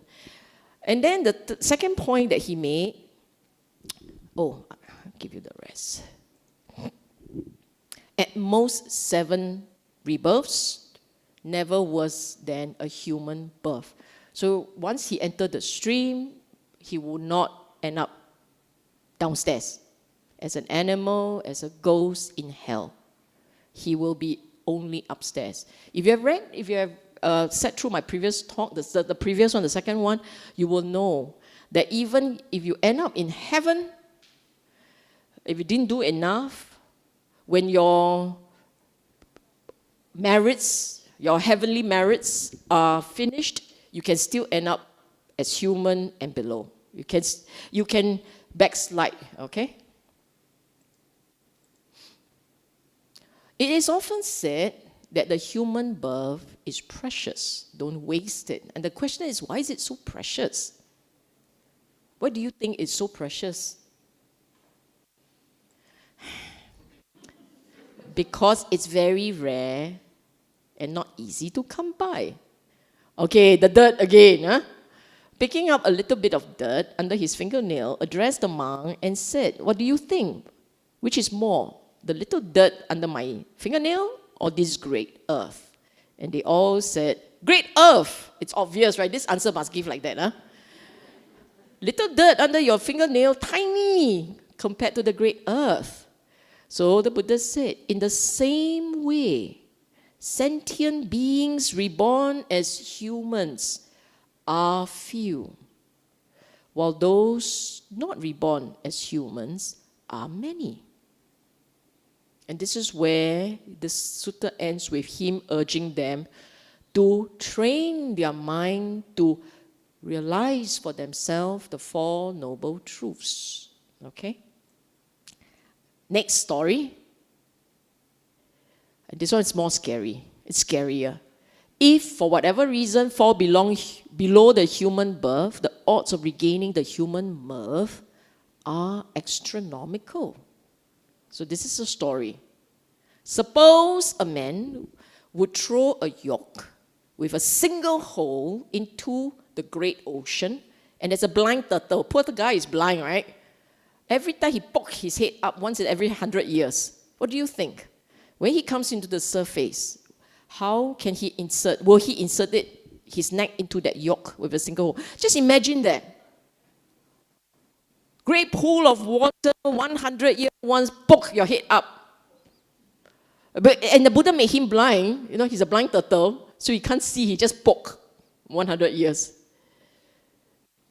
I would say, sooner I say, that blind turtle coming to the surface once every 100 years, insert the neck into that yoke, the single hole, it's easier.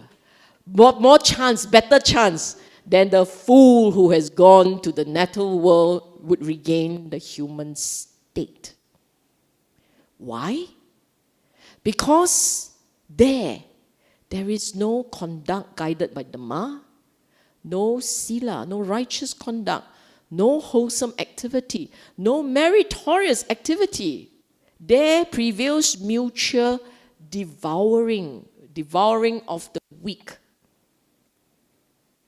So end up in the lower realm to make it back astronomically difficult.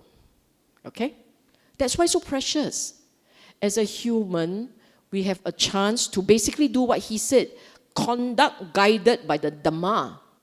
Righteous conduct. Wholesome activity. Meritorious. Very important. We are in a position to cultivate and to accumulate merit. Okay? 2, because it is peculiarly well suited for realization of Nibbana. Now, you will see the story that follows very similar to the turtle. The turtle, right? With a little bit of difference. So, it's okay lah. Buddha's analogy. Here, the same idea. 100 years once this turtle pops its head up. He said, by chance, right? It is by chance he will stick the neck through that yoke. So too, bhikkhu, by chance one obtains the human state. By chance the Tathagata arises. By chance the Dhamma Vinaya proclaimed by the Tathagata shine in the world. Don't waste your life. That's what he said to the monk. Don't waste your life. Cultivate understanding of the Four Noble Truths. My next question. Have you heard of this question before? Or rather, have you heard of this point made before? That the human birth is uniquely suited for enlightenment practice. Have you heard of this phrase before? Yes? How many say yes? Quite common, right? We keep hearing this. Huh? But is it true? Is it true? I don't know. Okay? There is a story. I wanted to tell you this story because it's really, really cute. Naga monk impersonator. There was this Naga, Bhumi. Bhumi. It's a terrestrial super being. You see, we are human, right? Then I told you in the last talk, there are terrestrial. Celestial is in the heaven, terrestrial is on earth, on land. Terrestrial, okay? And of the terrestrial, the terrestrial being, one of them are the Nagas. So this Naga, Naga belongs to that race of being who sheltered the Buddha during his meditation retreat. Huh? So Naga has very close connection with Buddhism. So anyhow, this particular Naga decided he wants to be a monk. So he impersonated himself to be a monk. Then he slept. Then in the middle of the night, the monk sleeping next door saw a giant snake sleeping next to him. The Naga lost his human form. He was exposed. And we're poor thing. Then they, hey, you cannot do that. Scare the hell of everybody. You cannot do that. So went before the Buddha told him, you can't be a monk. You can't. You have to disrobe. And after him, when they asked an applicant for monastic life to be a monk, they always have this question, are you human? This is the start point. The poor Naga. So he cried, you know. You go and read the story, the Naga cried when he was asked to disrobe. Next life. This life cannot, Naga cannot. Nagas are more powerful than humans, mind you. They have psychic powers, control of elements. So what I want to say is, beings with more power than human, far longer living than human, far better able to control their environment, but they are not in this picture of becoming Sangha and training. Why? I don't know. I'm offering a possible answer. Possible. Maybe it is that balance between pleasure and pain in the human world, the balance between hope and despair. If you have too much joy and pleasure, you can get complacent. You feel no incentive to practice, right? You can. But if you have so much pain, so much grief, if you were always worried about earning the next dollar for your family, and if you don't go and work, you can't feed, and so on and so forth, right? You get so despair, it's easy to get caught up and not practice. Maybe it is that balance. I don't know. I have not come across a sutta saying that this is the reason why human birth is good. Mind you, I have come across one sutta. I was actually myself surprised when I came across the sutta. There was one sutta where Mahakassapa, I think it was Mahakassapa, sorry, it was Mahamoggallana, the most powerful psychic of the monks, Mahamoggallana, who went up to the heavens, appeared before the Devas, and urged them to practice and see for themselves the noble truths. So, if anyone says Devas can't practice, not true, because there was this sutta where Mahamoggallana told the Devas, practice, see for yourself, enter the stream, then you'll be fine. Something like that. So that was a very interesting little one. Okay, question. We're done here? We will have to restrict the numbers. Can we say 3 sadhus for the very inspiring talk? Sadhu, sadhu, sadhu. Are there any questions from the floor? No? No? No question? Okay, Sis Sylvia, the first question is, hello, Sis Bay. Is contact also referred to perception? Isn't when one has a perception, feeling arises? Thanks you for your clarification. Contact is not perception. Contact is paso. Contact is when it lands. Then when it lands, you have a sensation that is feeling, and when you recognize it, you know what it is, that's perception. Okay? I repeat, contact, touch. Touch already, there is a feeling, there is a recognizing. The feeling is vedana. This is the pleasant, painful, and the recognizing is sanya, the label part. So you can learn and not know what it is. You can pay attention and focus on something, but you don't know what it is. So sanya is blur, but it is landed. Therefore, there is a very wonderful, I only came across this recently, one new translation of the word sanya. Sanya has always been translated as perception. Perception implies recognition, knowing what it is, right? Perceiving, you know what it is, you recognize it. And where people get wrong is to perceive recognizing as thinking. It's not. This is two separate processes.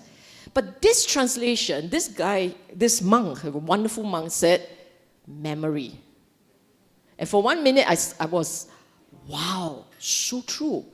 Because you can learn and you recognize, but how do you recognize? The mind goes into the archive and dredge out a file for recognition, right? So it's actually sitting, it sits on memory. It is not directly, but it sits on memory. You can only recognize and label something when you have encountered it before. And if you haven't encountered something before, you will go for proxy memory. Something that looks alike, maybe like that. And that's how we judge people. We see someone, let's say, all our life, we love this individual, the way he giggles, the way he smiles, his eyes twinkle in a certain way. The next time you see someone approximating like that, your mind goes into this guy, 你有好感. Good feeling. But for what basis you have your good feeling? Because of that guy. That strange thing. Okay, next. Sis Sylvia, could you also elaborate on the rebirth consciousness and bhava in the 12 dependent origination? Thank you. No. This is a full talk. Thank you, Sis Sylvia. Next. No. You see, okay, to cut a very long story short, just short, summarized version. People ask questions, must answer. Okay. I tried a little bit, just a little bit. You see, when you die, right, what the Buddha say is craving, right? Craving will keep you going, craving. So, because of that craving, there will be a landing somewhere, right? Learn all these things, right? It will land somewhere, right? Craving must land. There must be an object. So if you're talking about the dependent origination, which is right at the beginning then, right at the beginning, you don't know any better because of ignorance, there will be the construction that keeps going on, churning, right? You don't know any better, you will keep churning. The machine will keep moving. The craving is already embedded there. Right there, the craving is embedded. Okay? That is why the churning will lead to consciousness. Can? Can. Thank you. Next. Additionally, could you also elaborate on the weakness linked to chop within the 12 dependent origination? How to see sankhara which lead to consciousness if there are remnants of ignorance? This one is definitely another talk. Was it from the same person? I'm afraid so. Wow. Next time, can you just note it down and maybe one day we'll create a talk around that? Most theme. definitely. Okay. Next question. Any example of cravings which land on an object? All craving lands on object. Vision, image. Let's just go by the 6 sense bases, okay? If you go by the 6 sense bases, it covers your entire world. What you see, hear, smell, taste, touch, think. Think. So 6 sense bases are all objects for craving. Thank you. Can you please explain the mind in Buddhism? I am often confused about the exact definition.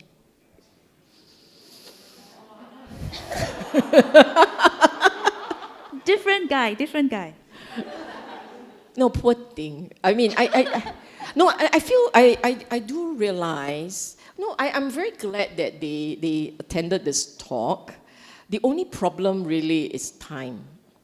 To do proper justice to a question like this will require some explanation. To put it simply, I would advise everyone this. Actually, this is a good thing. It gives me a chance to explain this. I would advise everyone this. I know many of us, because I belonged there at one time, many of us, we go to the books and we go to the sutta and we learn and we memorize and we try very hard and we connect dots within the suttas. So this sutta says this and that sutta says that, and we try and connect from there. That is one thing we do, but it cannot be the only thing that we do. The other thing that we must do in our practice, we must do this, is you must be able to connect the dot in the pages to the dots in your mind. In other words, the sutta must come alive for you. When you look at the words, right, you have to close your eyes and go back to your mind and say, which part of my experience explains that? How does my experience of life, how does my experience compare with what is explained here? If you look at the experience, your own experience, and you don't see the connection with that page, your understanding is a bit, it's missing, it's incomplete. If you cannot connect there, right, it means you don't understand what the passage says. If you can see the correlation, you understand what the passage says. If you cannot see the correlation between what's on the page and what you experience, it means you don't understand what that thing says. You have to strengthen the samadhi and go look. And don't keep collecting. It's like us collecting books. Tell me, the ones who love books, how many books do you have in your library that you haven't read and you were just collecting? You see what I'm saying? You don't just go around collecting. To be honest, right? To be absolutely frank, if you know only the Four Noble Truths and the Eightfold Paths, you can realize there. End of the story. There. You can. The first 5 monks couldn't. So Buddha came out with Anatta Lakkhana. Did you know that? The reason why you have proliferation of these stories or these talks and discourses is because people couldn't quite get it. Based on this version, they couldn't quite get it, so Buddha has to create something for them. Come up with a new way of explaining the same thing. All parts of the sutta, all dots in the sutta leads to the Four Noble Truths and the Eightfold Path. Okay? Don't see the Eightfold Path and the Four Noble Truths no up. Because really it's all there. But if we don't understand, because I understand superficially, but I don't get it. You must see the Four Noble Truths in your mind, the way that the mind works. If you don't see that, then comes Anatta Lakkhana, the second sutta, Anicca Dukkha Anatta, the second sutta. Then I still don't get it. I still don't get okay, the fire sermon comes in. Basically, you keep going downstream to learn. You can't see it here, then you go there. Then you still cannot see it here, then go down there. Then you cannot see it here, then go somewhere down. So all this complexity about the mind and all, right? I know, we all get very disturbed because here he says this, there he says that. Let me ask you, you have a mind, right? All of you have a mind. You tell me, what's in that mind? There is the wholesome and the unwholesome. There is the craving and all forms of craving. There is the sense of dissatisfaction and the restlessness because of the unwholesome. You will talk about practice. We can start with the first one, the easiest and probably the hardest to get, which is to be truly wholesome. Even when we are not feeling good, even when we are upset, to still be wholesome. Wholesome speech, wholesome action, wholesome mind. You nail that, the rest will follow. You don't nail that, you get the rest, you get the knowledge, the information, but it doesn't click. And if you don't get the wholesome part correct, your meditation will always be start, stop, start, stop. Good day, it starts. Quickly, it stops. Samadhi is a figment of the imagination. And that can happen. But once the wholesomeness, the wholesome nature kicks in, once it becomes second nature to you, instinctive to you, you will see the rest very clearly. The samadhi comes in naturally, your mind doesn't spin so much, you become able to appreciate things, all your wholesome nature will start. Okay? Thank you, Sis Sylvia. Can we? I think these two questions can be answered rather quickly, depending on yourself, of course. The first one is. Oh, so polite. Sotapanna, will he know at all, or will he know he's a Sotapanna at all? If you look at the text, if you look at the ancient text, right? Even before Buddha proclaimed that they were Sotapanna, they all knew. They all knew. Okay? Yeah, so answer quickly, right? Okay, next question. Right. Worrying and fear of death, especially when we are terminally ill, affects our ability to live with happiness. How do we overcome this? Cannot wait until you're sick, then practice. You see, you're telling me that we'll start to overcome it when you're sick. But no. I will answer in two parts. This one cannot answer quickly. Answer in two parts. First part. Once you have an understanding about the importance of the practice, you get started. You don't wait until you fall sick. You get started, you start training your mind, you start cultivating the wholesomeness. You know, we are all creatures of habit. Remember the instinct, the underlying tendencies part? If you create wholesome mental energy and you are always generous, always giving, always, if you keep staying on the part of wholesomeness, right? A day will come where you start noticing that your mind is naturally wholesome, instinctively wholesome. Instinctively, you smile, as opposed to instinctively, you stow it and frown. Same number of letters, but completely different. You can instinctively, it has to hit that level of instinctive. Then, when you fall sick, because when the physical form experiences pain, the mind automatically will be in akusala. Why? Because, natural maya, because when there is pain, what happens? When you experience physical pain, the mind will say, you like or not? You don't like, right? So the mind says, I don't want this pain. I don't want this pain. I want this pain to go away. I don't want this pain. So the first problem you have is wibawa tangha. Wibawa tangha means I don't want. One or don't want is one. It merely means I want this, I want not this. It's the same, it's a one. Any form of wanting is dukkha. It's painful. Okay? The second problem is fear. When you have experienced pain and the pain gets a bit hard, the mind naturally will, I'm never ever getting out of this. I'm always going to be stuck with this. So there is no sense of hope, right? The reason why we are also blind to dukkha is because we live in a fool's paradise. We are all in delusion. We don't, look, anybody here very sure he will not die? Don't have, right? We all know we will die, right? But why is it we always assume we don't, Then you say, don't have, I know I'll die. You think tonight you will die or not? No. I always say this, so tonight it doesn't come. But every day you go back, tonight you won't die. So if every day tonight you won't die, you won't die. There is a part in us that assumes that won't happen. And what is this got to do with the rest? Because of that, our mind constantly feels very justified to enjoy pleasure. because we just ignore.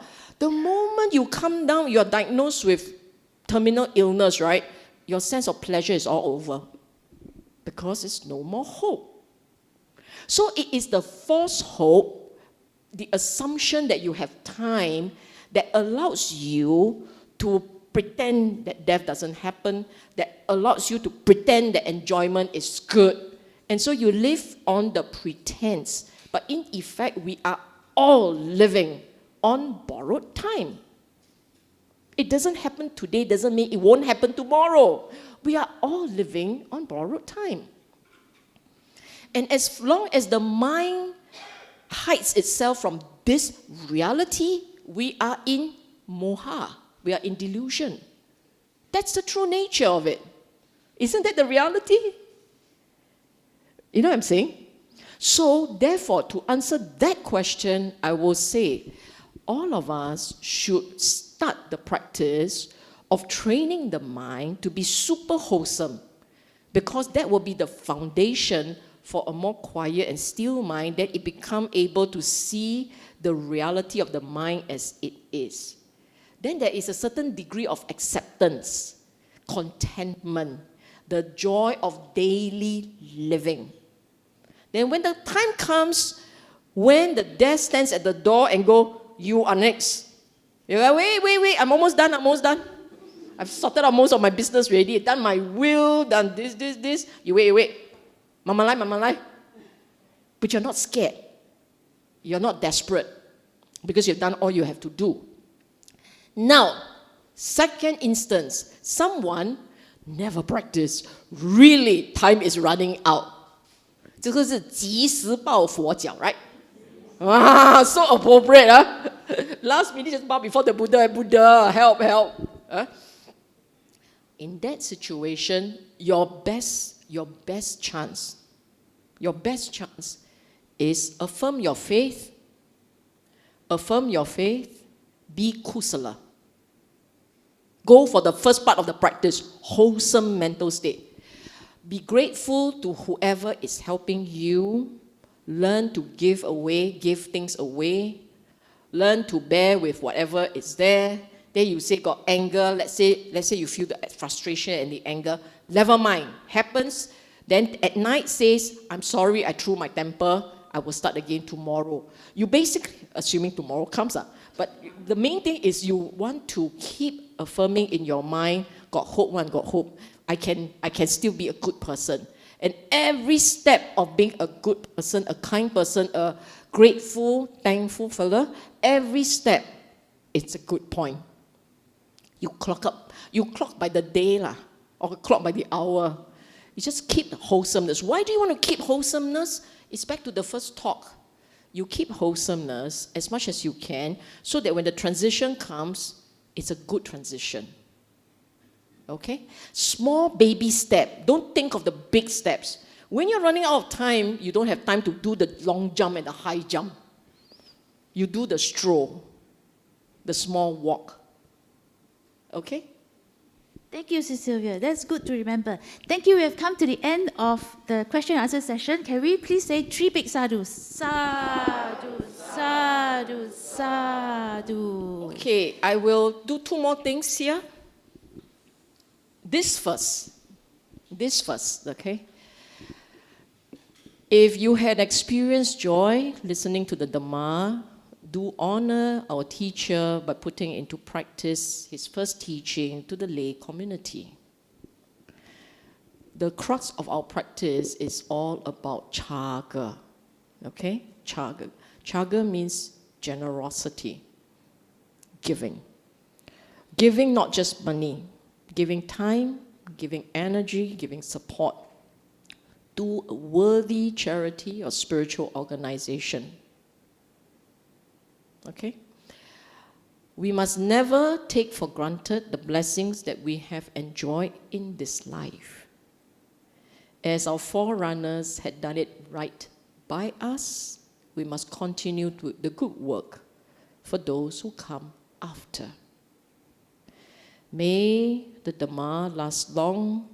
May we continue to enjoy supportive conditions for learning and practice. And may we never deviate from the true teaching as long as life lasts. Now I would like to invite everyone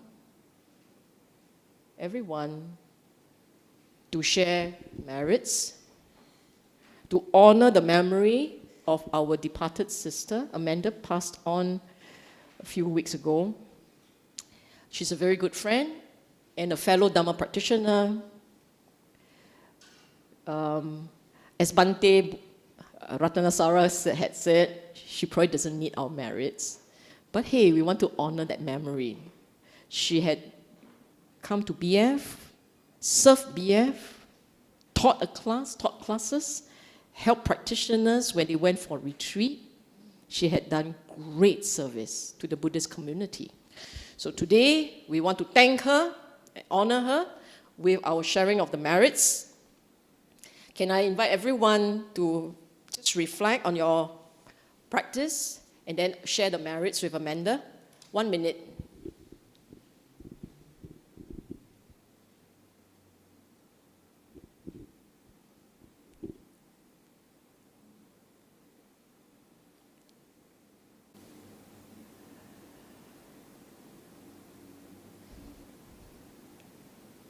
May she be well and happy wherever she has been reborn. Okay?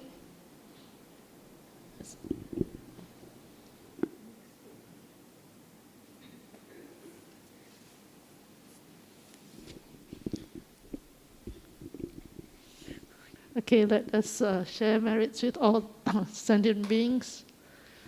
Etta vata cha amhehi sambatang punya sampadang sabbe deva anumodantu sabba sampati siddhya. Etta vata cha amhehi sambatang punya sampadang sabbe bhuta anumodantu sabba sampatti siddhya. Etta vata cha amhehi sampadang punya sampadang sabbe satta anumodantu sabba sampatti siddhya. May we dedicate the merits of participating in this wholesome Dhamma to our departed relatives and friends. Idang me nyati nang hotu sukita hontu nyatayo. Idang me nyati nang hotu sukita hontu nyatayo. Idang me nyati nang hotu sukita hontu nyatayo. End of service dedication. I dedicate the merits which I have accumulated to the cultivation of my mind in order to bring happiness and benefits to all sentient beings. I dedicate the merits to my parents, children, spouse, relatives, friends, colleagues, and my adversaries, wishing them long life, good health, happiness, and prosperity. May we never part from the Triple Gem, and may we always walk the path towards enlightenment. Closing homage, let us pay respects to the Triple Gem. Arahang Samma Sambuddho Bhagava Buddhang Bhagavantang Abhivademi.